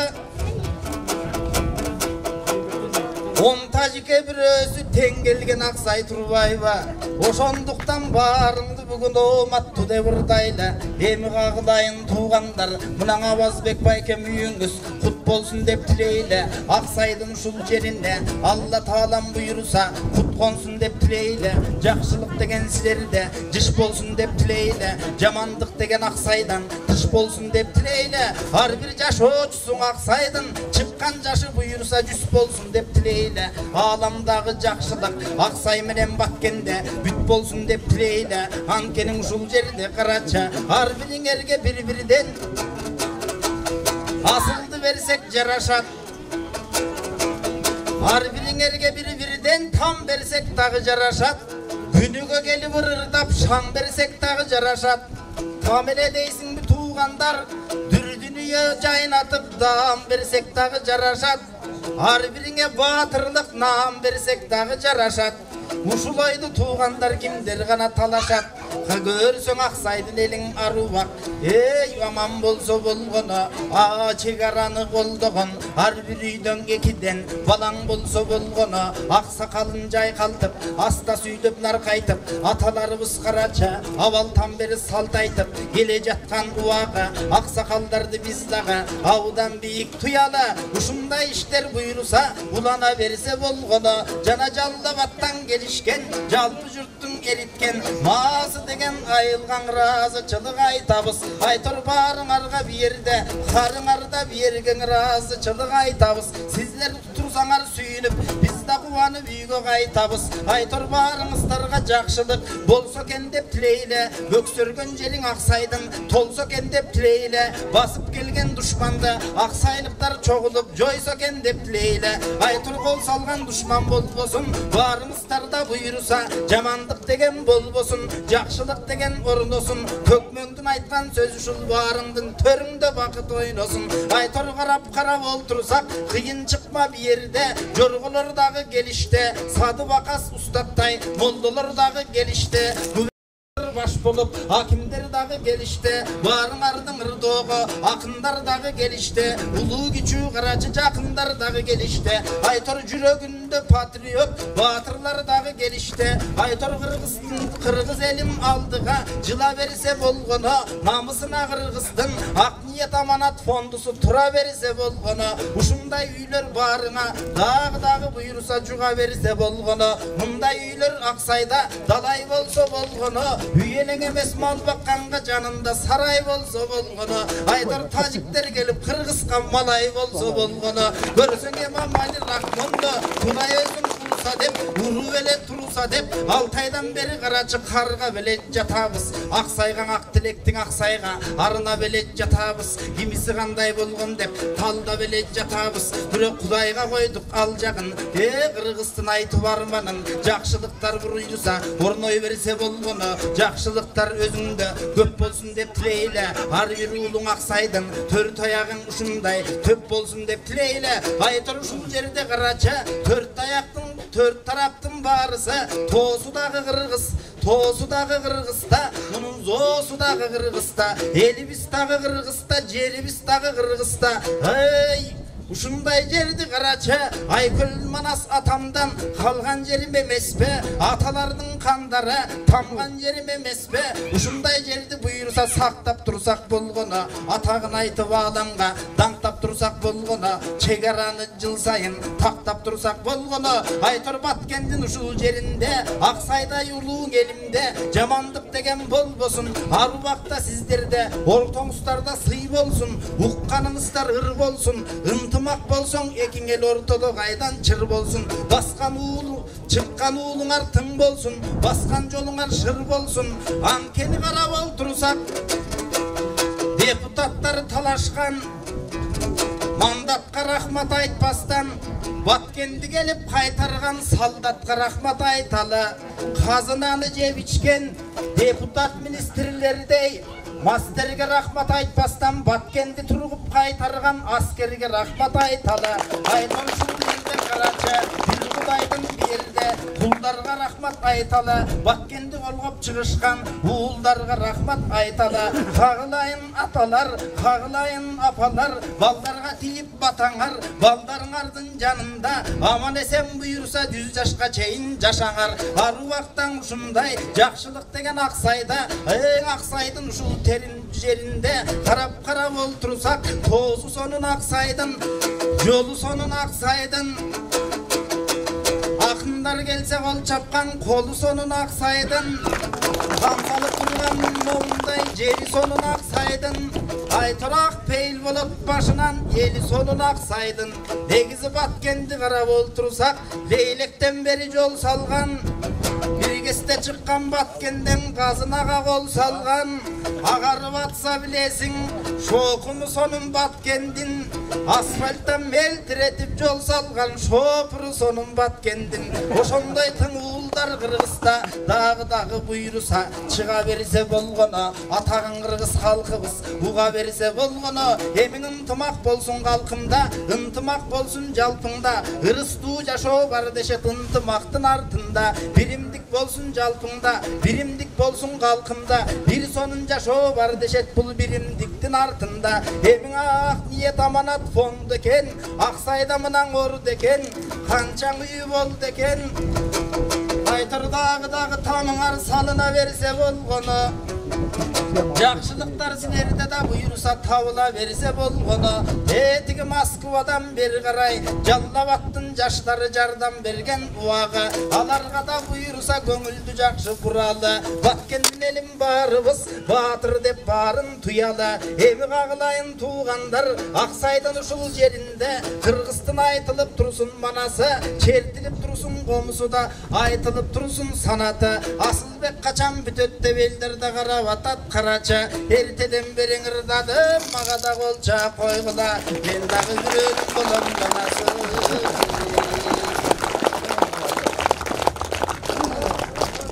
Атына заты жарашкан Кыргыздын асыл мырзасы Асылбек Маратовго бир кол чаап коюңуздар.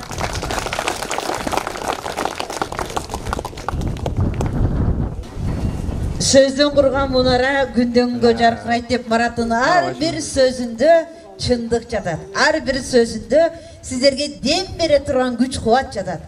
Адам байлык, бийлик, мансап, дөөлөттү тапкан менен тырмактын учундай көңүлдүн кулу болуп барат. Адам ömür boyu жакшы сөзгө, жакшы мамилеге жарды болуп барат. Жан дүйнөңүздөргө руханий азык тартуулап, жагымдуу маанай менен сөздөрүңүз менен шууру таккан Асылбек Маратовго аксайлыктар аянбай эле кол чапса да жарашып калат. Чептен элдин күчүбек деп элибиз бекер айтпайт. Анткени мына ушул элдин, жердин, ушул жердин куту жалпы элибиз менен араңыздарда чыккан мырзалар менен, жакшы инсандар менен. Бүгүн бизге азыр жакшы сөз сүйлөп, жакшы тилегин коштоп, дагы бир кубанычтуу өзүнүн кабары менен коштоп турайын деп бизе Баткен районунун акими Учкунбек мырза келип отурат. Учкунбек мырзага сөз берейин. Жолунан кайткан жигит, кол чаап коюңуздар. Рахмат чоң, рахмат. Өзүңүздөр күбө болгондой эле биз азыр шашылып атып, эки мейман, эки жактан болуп калып, араб туугандар келип, ошентип атып, жанакы эмебизди үйгө белегибизди бербей кетип калып, шашылып, азыр бияктан экинчи меймандарды тосуп, биякта презентация болуп атат, жанакы үй курула турган жерлер. Биз кайра келип калдык, тапшырып коюп кетейлик бир жолу деп. Ошонун ары кеткенге туура келип калат экен. Так, биринчи ыраазычылык кат. Баткен районунун социалдык-экономикалык жактан өнүгүүсүнө кошкон зор салымы үчүн Ак ниет аманат коомдук кайрымдуулук фондунун жетекчиси Сапарбаев Медербек Мусаевичке ыраазычылык билдиребиз.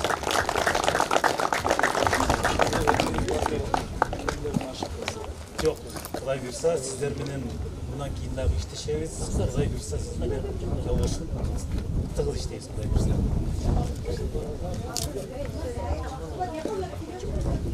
Ал эми бул азыр эме дагы аба дагы салкындап, уже кышка жакындап атабыз. Ошо куттуу үйгө аз болсо дагы жылуулук таалап, ушул жылыткыч ала келгенбиз. Үйдүн ээси Авазбек.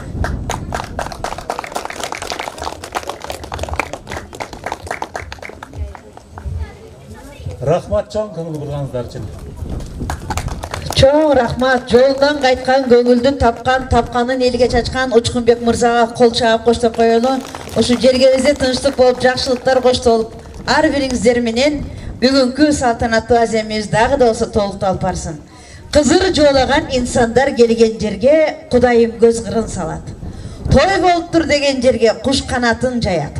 Бардык жакшылыкты пенде Кудайдан тилейт, бирок бардык нерсени дилинен табат дейт. Ыймандуу, сабырдуу, кечиримдүү адам Кудайга жагат дейт. Андыктан бүгүн биздин жергебизге кут конуп отурат. Анткени ыймандын жолун баскан, жан дүйнөбүзгө байлык тартуулап, агартып, дайыма бизди жакшы жолго баштаган, бардыгыбыз сыйлаган, кадырлаган улуу инсан барыбыздын устатыбыз, агабыз, атабыз, барыбызга жакшы алакан жайган бакайдай болгон кадырлуу карыябыз Садыбакас Ажы Долов агабыз келип отурат. Устазыбызга мен бир кол чабалар менен сөз берейин. Ар бир кадамыңыз ушул жерге басып келатканга кут консун. Ар бир кадамыңызда Кудайдын мээрими толсун. Ар бир сөзүңүз Аксай эле эмес, Кыргыз элине деп болсун. Куш келипсиз. Мээримдүү, ырайымдуу Аллахтын ысымы менен баштайм.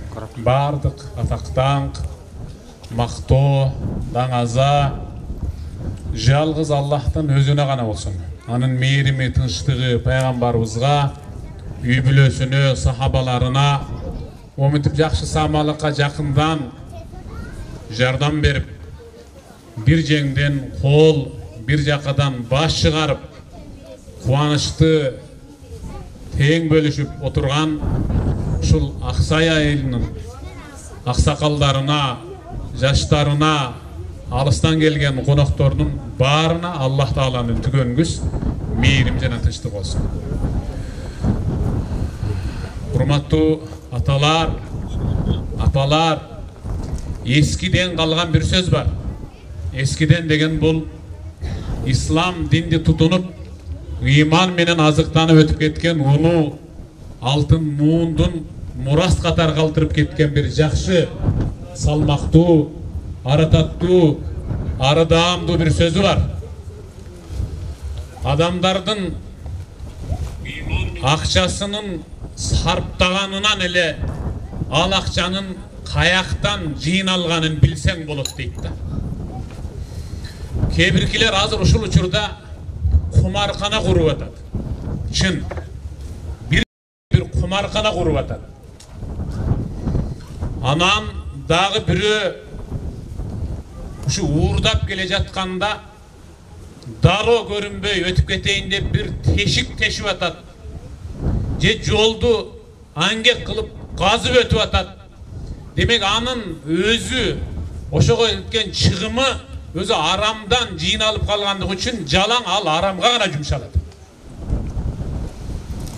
Атайын Жалал Абад областынан келген ажабабыз, Москвадан келген тың жигиттер мынау өздөрүнүн жөнөткөн акчасынын изин көрүп сүйүнүп атышат. Анткени алардын акчасы өзү адалдан жыйналгандыгына дагы бир жолу өздөрү өз көзү менен күбө болуп атышат. Ушуларга кол чабуулар. Өзү лидер башка, гений башка да. Гений деген бир эле киши болот. Лидер анын жанында болот. Ошондой жалпы адамдардын башын бириктирип, бир ороого, бир шакекченин ичине жыйноонун өзү чыныгы генийлик. Аллахым разы болсун, Медер мырза. Бая сүйлөшкөндөй, бул салып аткан үйүңүздөр эми бир кабат, 2 кабатты көрдүк Жалал Абадта.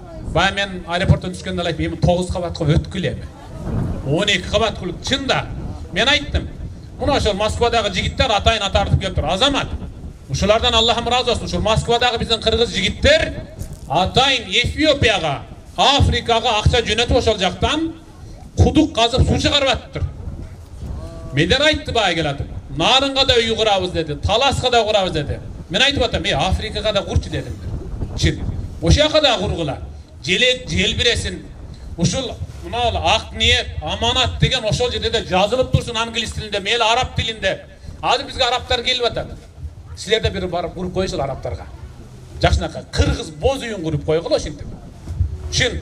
Бул деген кол ачыңарды жазуу деген. Андыктан пайгамбарыбыз саллаллаху алейхи ва саллам мындай дейт.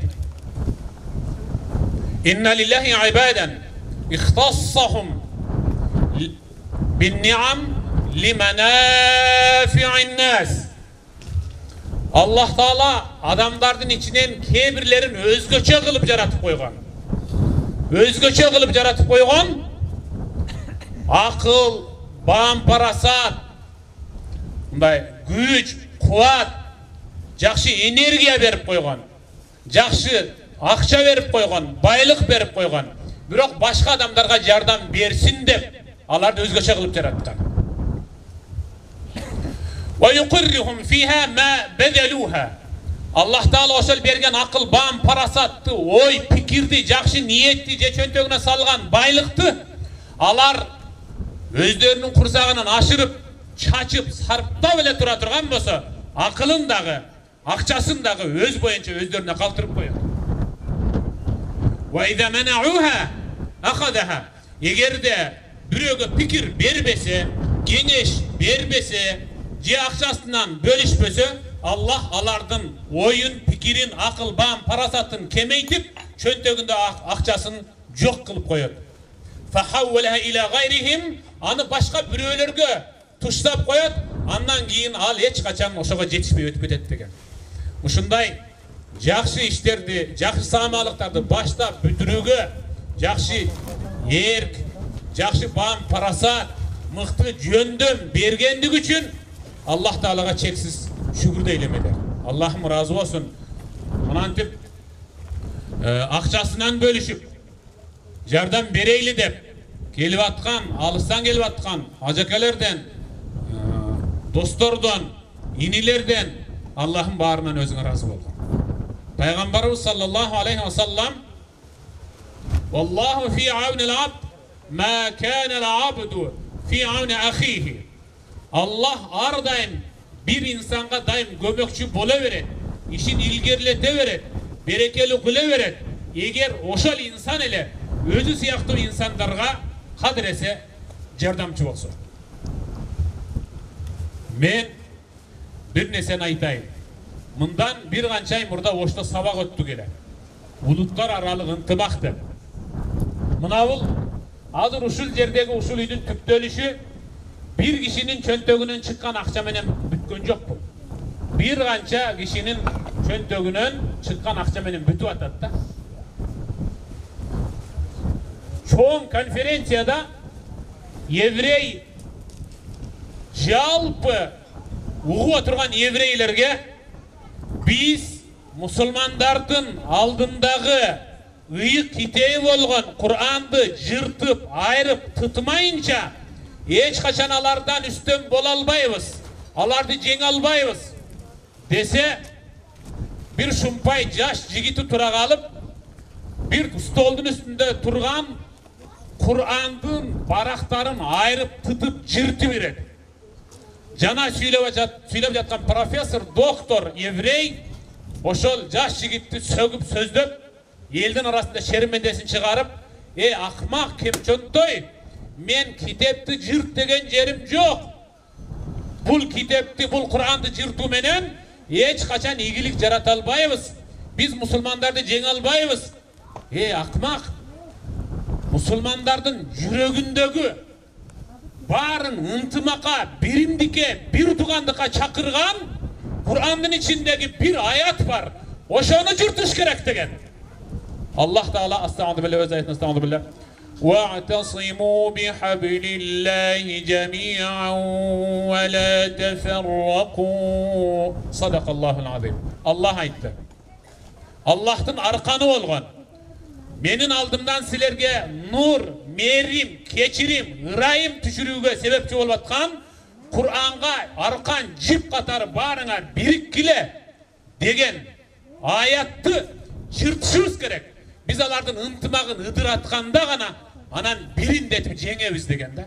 Biz oşol bölünbөгөнүбүздөн ынтымак болгонубуздан момундай үйлөр бүтүп атат. Далайларын салат али дагы буюрса. Далайларын салат. Salıp gelgen Kırgız eli dağı salat buyursa. İnşallah men ötkönde ıyık Ramazan ayda oşol Moskvadağı mekendeşlerin çakırusu menen sabaka bardım ele. Oşol uçurda bul jakta bayakı kişine bir jürögü ütkön koğalan bolup ketkenden bardım ele. Barsam bardık ayıl hükümet Kırgızstan boyunca Talastan, Gölden, Narından, Çüydön aytor bardık oblasttan. Oblast mınday tursun. Hakimiyat, ayıl hükümet, ayıldar özünce bölünüp alıp biz Batken menen Leylek'e 200 bin, 500 bin, 1 milyon jıynap koyduk dep tüyüp oturuptur. Ana men ayttım. Kağılayınlar. Saviz, piyaz, kartoşka жетті diye kögörüp ketişi mümkün. Akşaңarda karmap tursaňar balkim tam salasıňar dedim ele. Kelip atat. Биздин Кыргыздарда ошондой тың жигиттер бар. Эгер бая Асылбек акыныбыз айткандай, чегара маселеси такталса, анда эки эле жигит чөнтөгүндөгү акча менен Кыргызстанды зымтор менен ороп, чегараны бекемдеп койдурган эң мыктылар бар иншалла. Буйрук. Ошолорго кол чабуулар болсун. Peygamberimiz sallallahu aleyhi ve sellem men neffese an mu'minin kurbeten min kurabid dünya neffesallahu anhu kurbeten min kurabi yevmil kıyame. Peygamber aytdı. Kim bul dünyada bir Müslümandın başına düşüp kalgan tüşüktü ten bölüşüp aza götüp kolun kısıp yakından jardan berip kaygısın joyu bile koya turgan bolsa anda Allah al insandı kanca adam sebep bolsa barının başında kıyamatta hiç kimnin başına kaygı düşürmeydi. Hiç kaçan kaygı düşürmeydi adam. Subhanallah kanca adamda sebepçi oldu. Biri taşına cerdan, biri kışına cerdan, biri çatırına cerdan verdi. Biri hazır bana meyder aytı atmayı salsanız en muhtaç adamga salıp verin dep jetelep gelүүnün özü çini verdik. Çini verdik. Ankeni ahlu Makka adra bi şa'bih degen.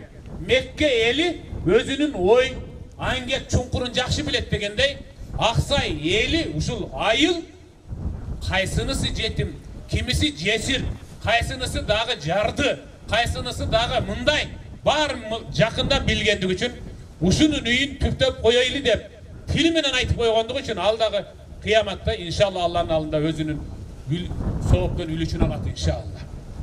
İşen gele. Ankene Allah Teala sana böyle öz ayetinde innemel mu'minune ihva mu'minler bir jatından çıkan bir tuğanda olup yaşagandagına iyilik jaratalabız. Dal uşunda insanlar üçün Allah Peygamberimiz dağı mınday dedi.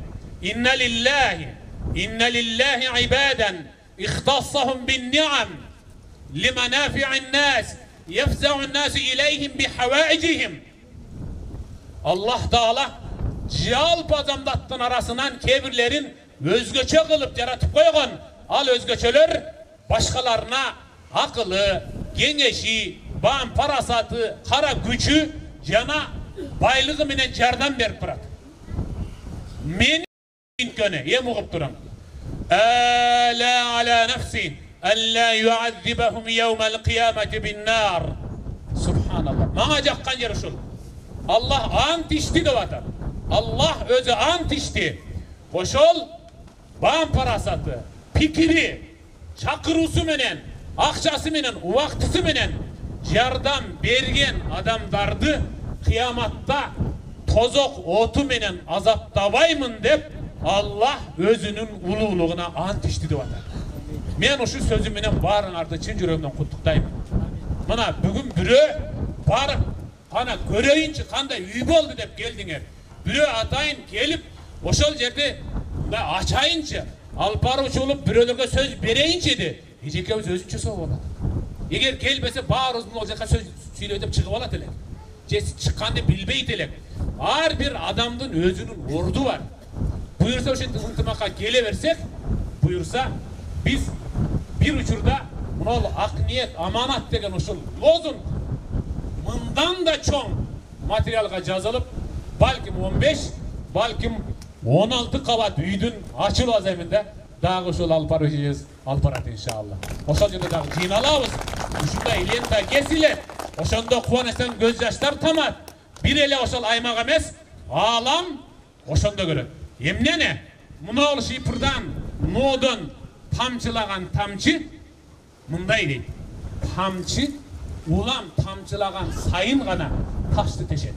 Эгерде эки жолу тамчыласа, ал эч качан теше албайт. Biz buyursa баягы тыйын чоң байлык болот деген сыяктуу ар бирибиз аз-аздан жыйнап отуруп момундай болгон үйдү куруп коюу иншалла колдон келет. Biz birikсек, ынтымак болсок болгон эле эң негизгиси жүрөктөгү баягы Кур'андын аяты эле жыртылып тытылып кетпесе, biz buyursa далай жолу үй курабыз, далай жолу жолдорду оңдойбуз. Allah Teala ушул мындай кайрымдуу insandardın kadir barkın daim egiz kılgın, zobolosun büyük kılgın, daim oşol periştelerin duasına layık kılgın. Ankeni paygambar aytkan, ertemenen Allah iki perişteni alamga jönötüp koyot. Birösü daim Allah Taalam ya Rabbim sarptaganların akçaсын aykölдү kılıp jomartlık menen bereşendigi menen bergenderdin baylığın dağı arttıra bergin dep dua kılsa, ekinçisi jomartlık kılbay koygondordun Allah'ım mal, mülk, baylığın jer menen jeksen kılıp örtöp yok kılgınıp kargıçtayt. Uşul бүгүnkү үйдүн бүтүшүнө жакындам жардам көрсөткөндөрдүн баары мен ишеничтүү айтат элем, баарыңар периштенин дуасына арздыңар. Аллах Таалам кайрымдуулугуңарды кемчиликсиз кабыл кылсын, ынтымагыбызды бекем кылсын, алыстан атартып келгендердин ар биринин кадамына биз эсептеп жазалгыс, мол соопторду жазсын, ынтымагыбыз эч качан ыдыратпасын. Мынау ушул жупуну маңдай тескей отургандай кылып эми ынтымагыбыздын аркасынан Аллах Таала кыяматта бейиште дагы маңдай тескей Firdavs'ta жыйнасын. Чоң рахмат. Ассаламу алейкум ва рахматуллахи ва баракатух. Аллахым баарыңыздардан разы болсун. Чоң рахмат.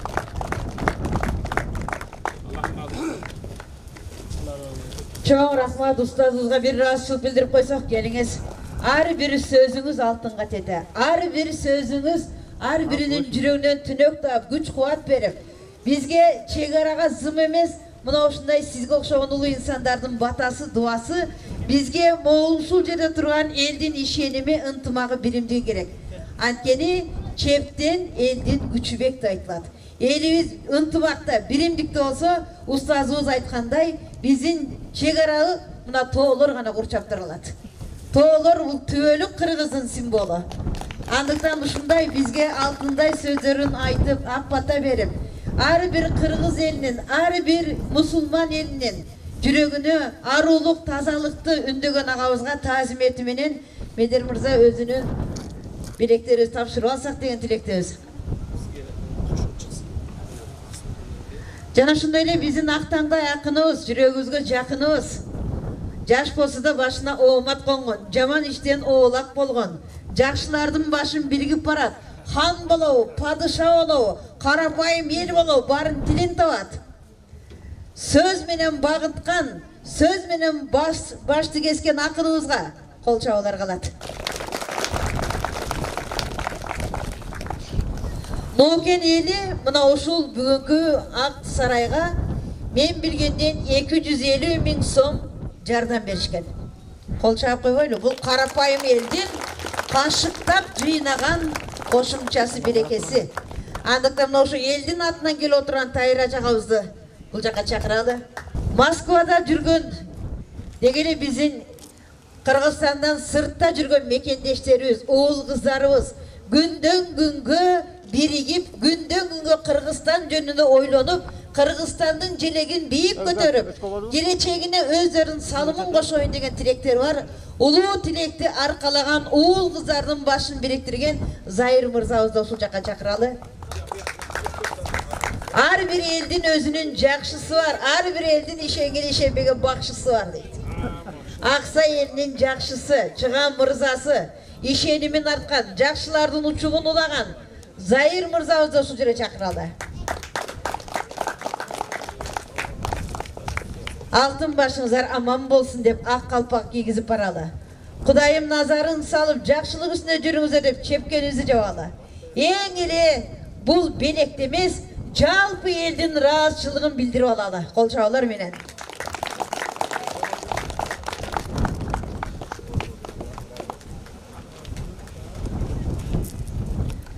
Аксайлык мырзабыз гана.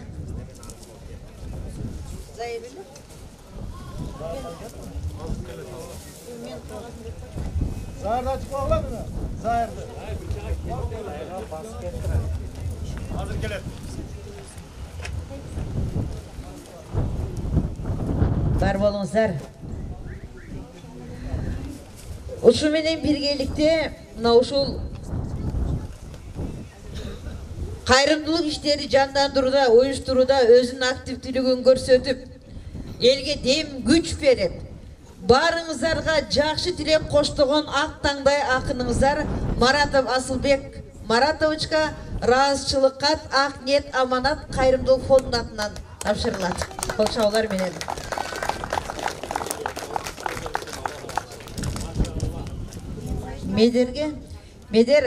Медер мен өзүм иним болот, Төркүнүм болот. Ошондун үчүн каяка бастысы басам да, Төркүнү колдогон кыздын тили мага окшоп узун болот. Жылдызы жанат, барган жерден багын табат дейт. Бирок кайерге барбайм, Медерди күйөө ала кылып алсак дегендер бар да. Мен айтат элем, аксайлыктар, эри кайдан болсун, айдан болсун, аялы аксайдан болсун. Анткени эркек башчы болот, аял моюн болуп калат. Моюнга аякты караса, баш ошол жакты карап калат. Күндүзгү сайраган күкүктөн түнкү сайраган, күндүзгү сайраган булбулдан түнкү сайраган күкүк өтүп барат дейт. Андыктан бардык жакшылыктар коштолсун, бирок мактоодо адамды бузат дейт. Күмүш үйдө жашаган күйөө бала камыш үйдө жашаган кайнатадан үмүт кылат дейт. Медерди бузбагыла. Тамаша, келиңиздер. Жалпы Аксай элинин атынан ушу Медер мырзабызга дагы элдин ак батасы менен өнү өссүн. Эркектин башына оомат аял заты аркылуу келип конуп барат. Эркекке келген ооматты аял тээп кетирип салат. Акылдуу болсо аялы, Медер дагы да болсо Кыргызстан үчүн кызмат кылып барат. Ылайым эле бир жакшыны пешенесине Кудайым жазсын деген тилек менен аксайлыктар кол чабат. Сүрөтчүн чакырып коелу, келиңиздер, барыңыздар. Урматтуу агалар, ушул жерде туруп турсаңыздар, эми биздин жакшылыгыбызды бөлүшүп келген адам канча көп болсо, кыргыз айтылат экен. Жакшылыкты адам канча көп бөлүшсө, тамчы болсо деңизге айланат. Жамандыкты канча адам көп бөлүшсө, деңиз болсо да тамчы калат деп. Келиңиздер, урматтуу коноктор, мына ушул абдан сонун сөз айтылып жатат. Мына ушул үй Кыргызстанды ынтымакка, биримдикке чакырган, кут конгон, береке толгон, ырыскы толгон. Ар бирибизди жакшы жолго жолдогон, бейиштин жолуна жолдогон үйлөр болсун деп тилейли. Биздин ар бир иш-чарабызга жүрөгү менен жакшылыгыбызды бөлүшө билген Асылбек ажы да келген. Кол чабуулар менен Асылбекти чакырып коелу. Асылбек кары келе кой. Асылбекке бир кол чабып коюңуздар.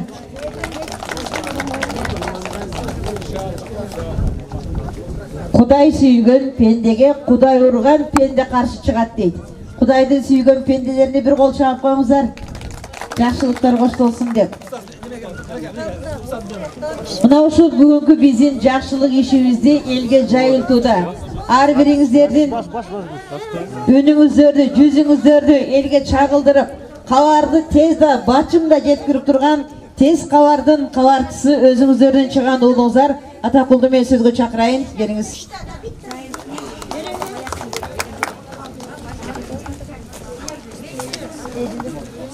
Ассаламу алейкум, урматтуу Аксай эли, урматтуу мекендештер, устаздар, аталар, Медербек. Мен абдан кубанычта болуп турам. Мына Медербек акыреттик досум бүгүн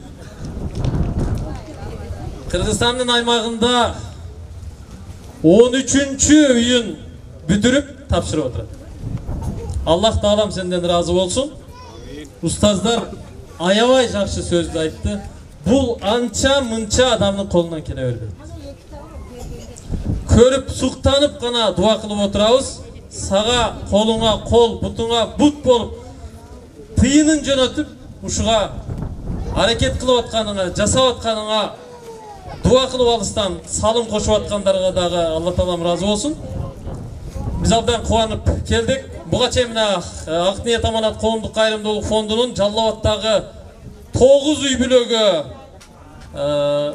үйдү тапшыргандыгын устаздар менен чогуу күбө болуп ошол жерде көрдүк эле. Чындыгында бул нерсе анча мынча жаштардын, анча мынча адамдын колунан келе бербейт. Үйдүн ээси агабыздан Ağabızды da құттықтайыз. Konuşunuz kut bolsun. Үйіңізде тыныштық болсын, Ağabızбек ağa. Үйіңізde жылуулық болсын, ынтымақ биримдик болсын. Ушуну каалайбыз. Biraz билек ала келди келе жигиттер алып келсеңер.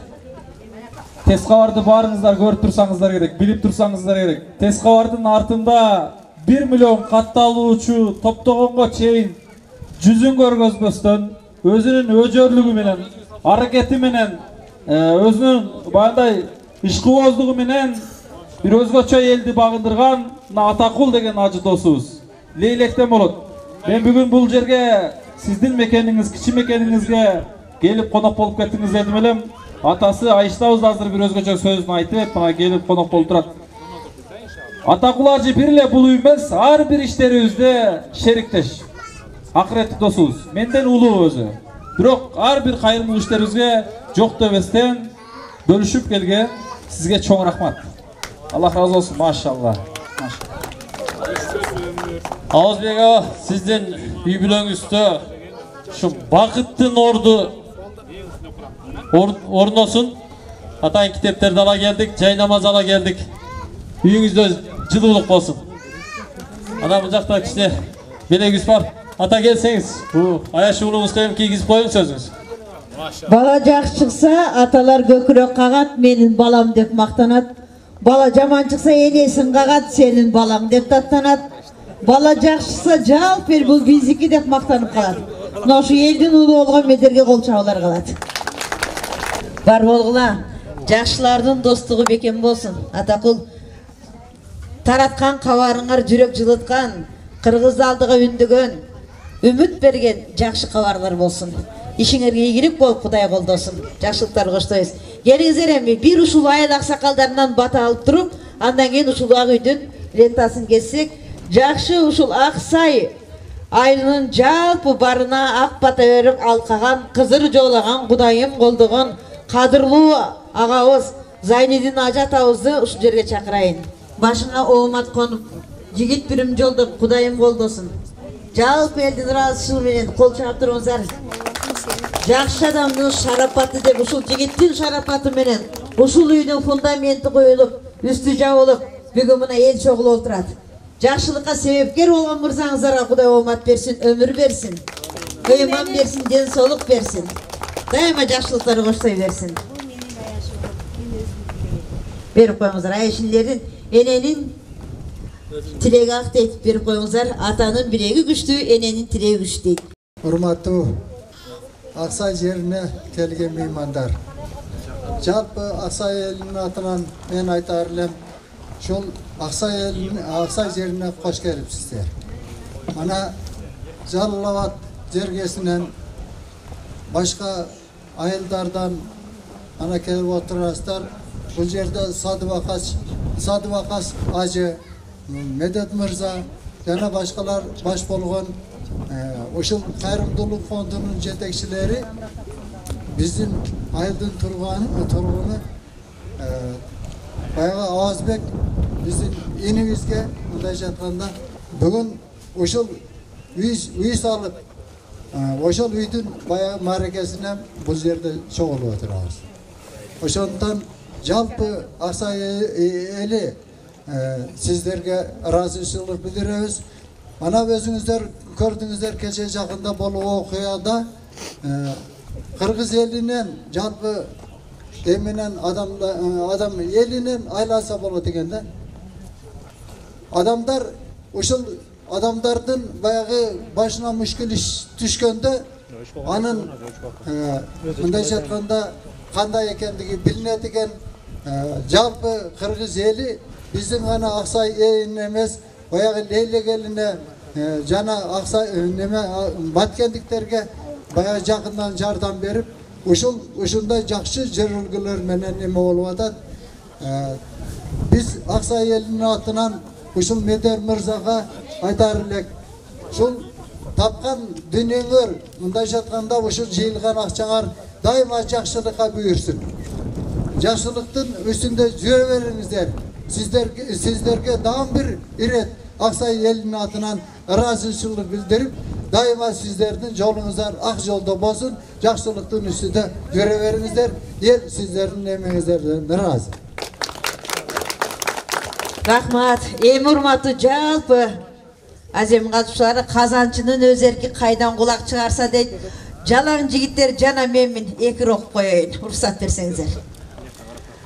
Эзектеден айтылган сөз элимде, чыгашада, кирешеде пейилде, ак карада бирге жүрөт жанашып, арамдыктын көлчүгүндө киринбе, 30дагы көйнөк 40та жарашпайт. Сымбатыңды бузар көйнөк кийинбе. Досуң дагы, душманың да тилиңде, шайтаның да, периштең да дилиңде, байлыгың да, бийлигиң да курусун. Акыйкатсыз мыйзам болсо ийилбе. Көз тийгенден сөз тийген жаман дейт. Жаман көзгө, жаман сөзгө илинбе. Береке бар разчылыктан тапканда, бир уртам суусун дамын татканда, эртеңкинин ырыскысы буйру деп жалбарамын жаратканга жатканда, таңды тосуп күндүз аты тирүүлүк, жашоо көркү тирүүлүктө ыйманда. Мен ишенем пейили түзгө Кудай барын берерин, жамандыкты аманчылык жеңерин. Жалпы Аксайлык туугандар, Баткендик туугандар, кыйынчылык түшкөн кезде башыңа эч ким басып келбесе да жаныңа, жакшылыктан үмүтүңдү үзбөгүн, бул күн өтөт, сабырдуу бол, жашыба. Жалгыздыкты жар чыгылса багыңа, таш боорсуң деп тагдырыңа налыба. Жаратканым өзү жалгыз эмеспи, жолдош болсун жаратканым жаныңда. Буйрубаса жыйган байлык дүнүйө, азап тартып, күйүн тартып күйүнбө. Алтын башың аман болса табарсың, жүрөгүңдү толтур ыйман сүйгө. Топук болсоң тоодой бакыт табарсың, чолпон болуп жаркырарсың, жанарсың. Өмүр деген жаз жай күздөй өзгөрмө. Унутпагын 4 мезгилде багындырган адамсың.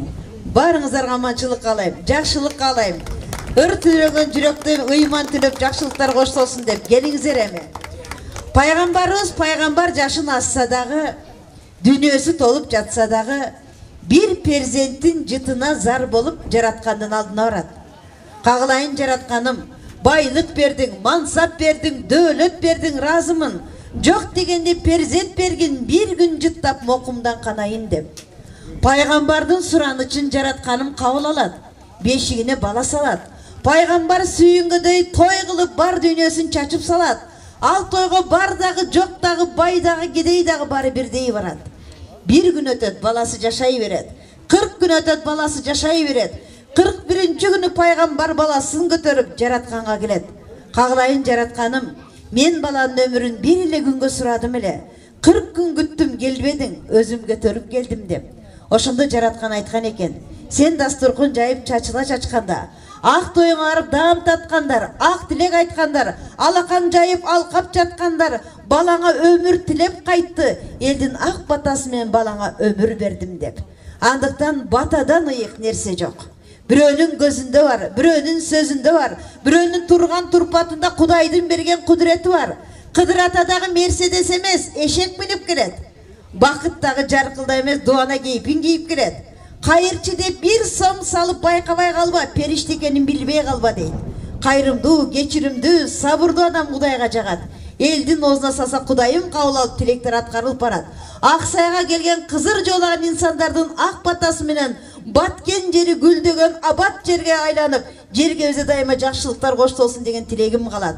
Ак батанымын ушул аталарым берип, ушул үйгө канча бут кирип атса, ушул ыймандын, ырыскынын, жакшылыктын ордосу болгон. Ушул элибизге ырыскы коштогон, жарык чачкан, шооло чачкан нур болсун деген тилек менен уруксат этиңиздер. Ушул бүгүнкү биздин эң чоң ачылыш үйдүн лентасын кесип, бата менен бир дуа кылып турган келсек.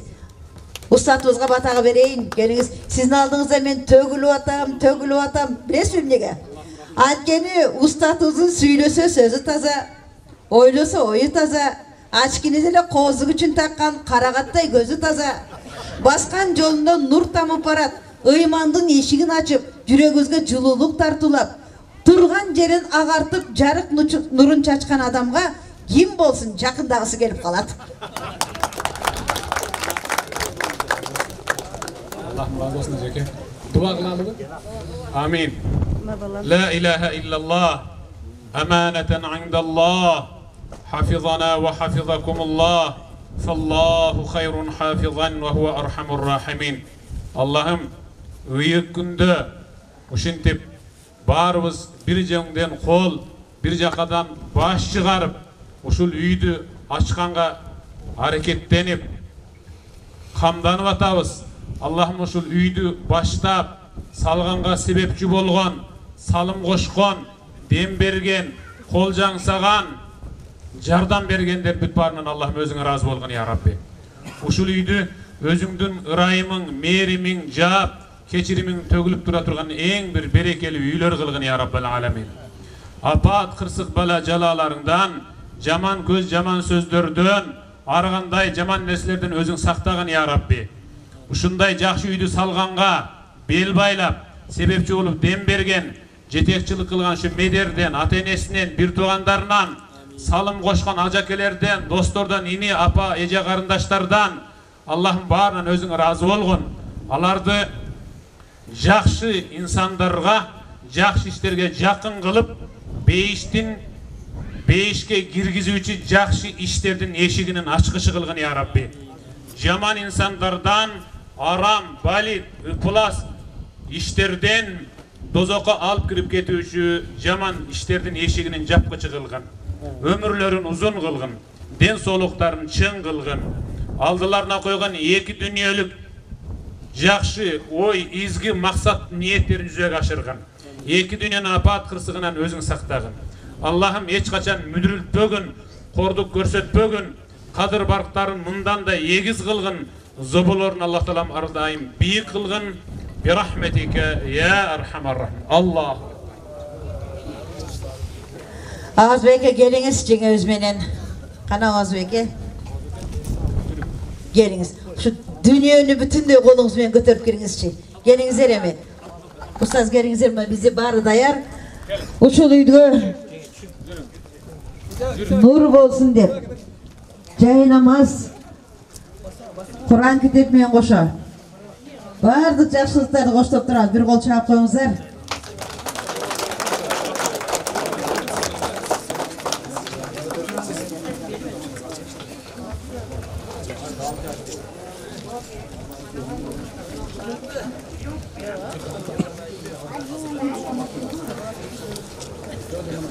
Açkıçın berip koyup bir kol çağılar menen.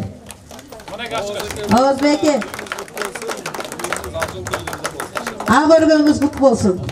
Özge eşigin tımag üýüňizge kut konsun. Nebereler oynagan. Eliňiz toylagan üý bolsun. Kol çağıp turabız. Bismillah. Bir takbir aytmaylı var. Allahu Ekber. Allahu Ekber. Bismillahirrahmanirrahim. Kana?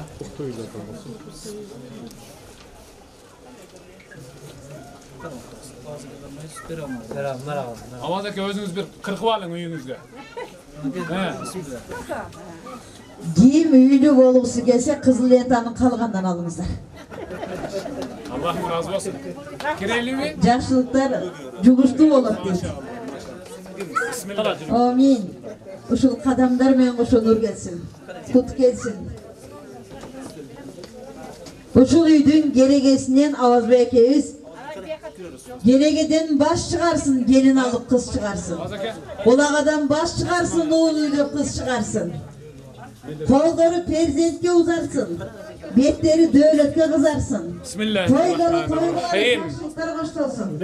Aksay bölgesine kongon kut, jalpa kırmızı evle cugumda olsun.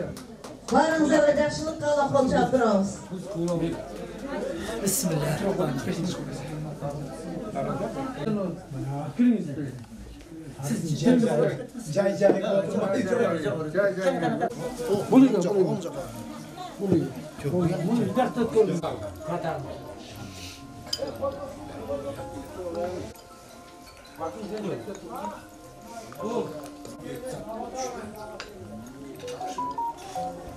Bunu çayca.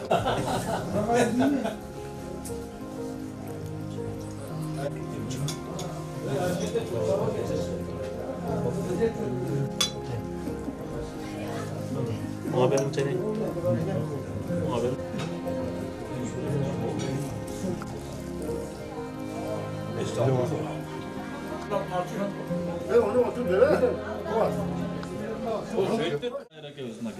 Sen ayttın bu.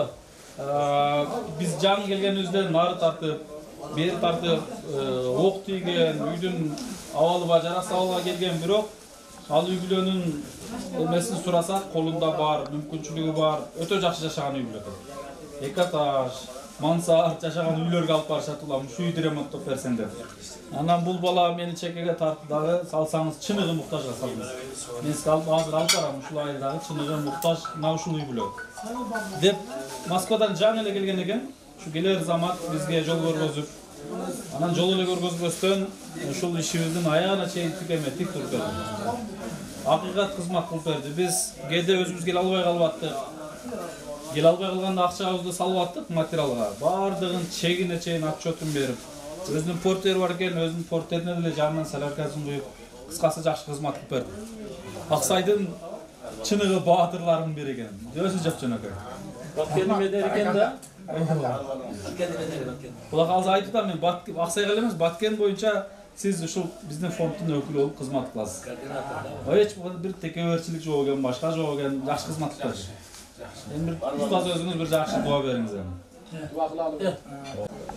Bu kişiler hadım görganda siz rahat kılan kılıp bağıştap koyun. Ondan keyin dua kısanıdır mayda. Negiler, sizlerde Allah Teala jetkizdi. Sizlerden biz öte tömenmiz. Rahat kılıp bağıştap koyunuzda. Havan Bismillahirrahmanirrahim. Bismillahirrahmanirrahim.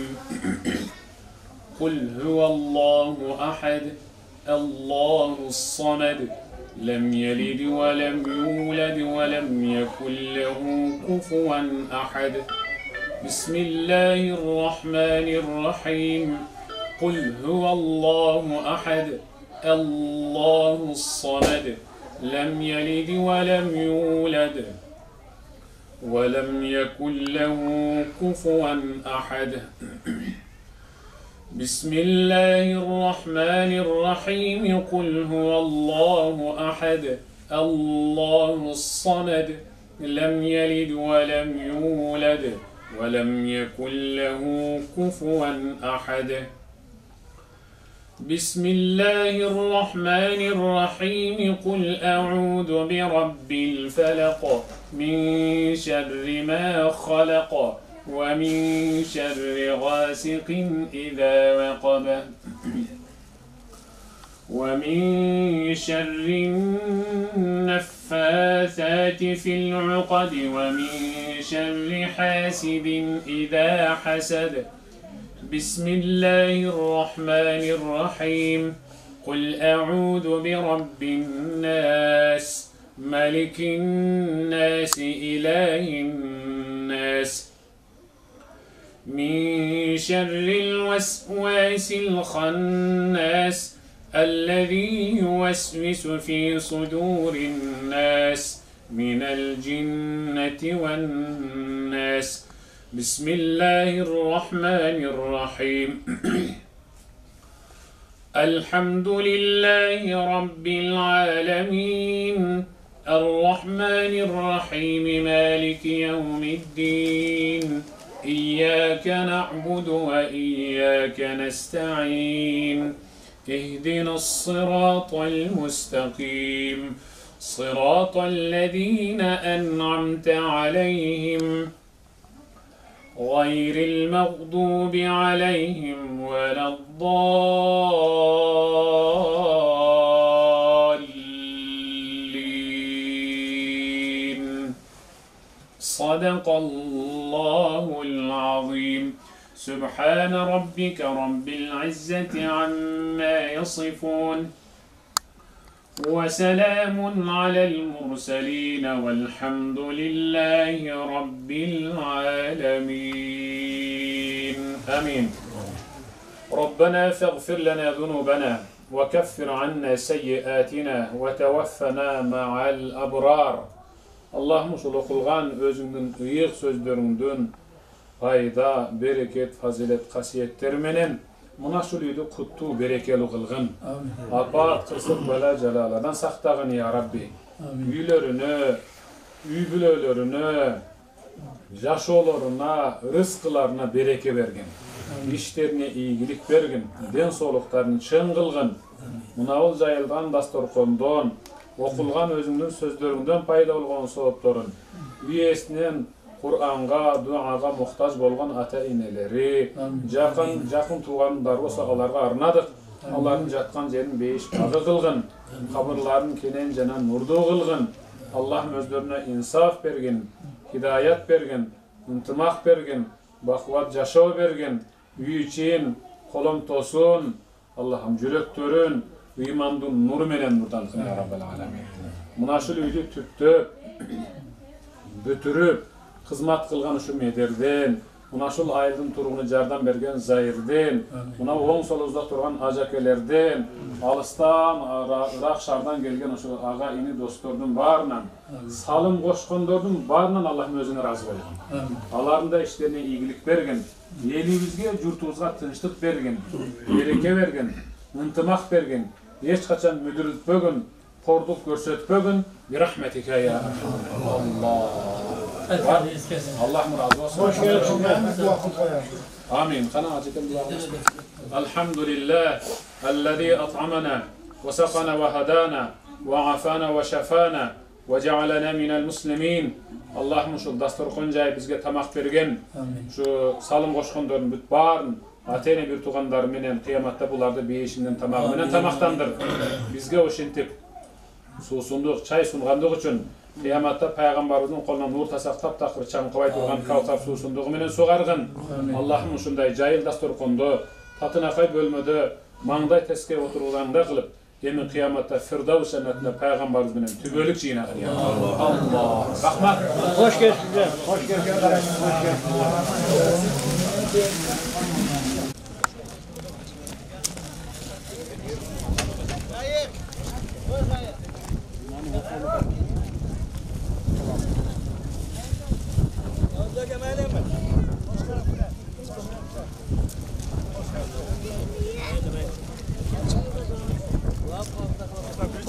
Koysanız gelemez.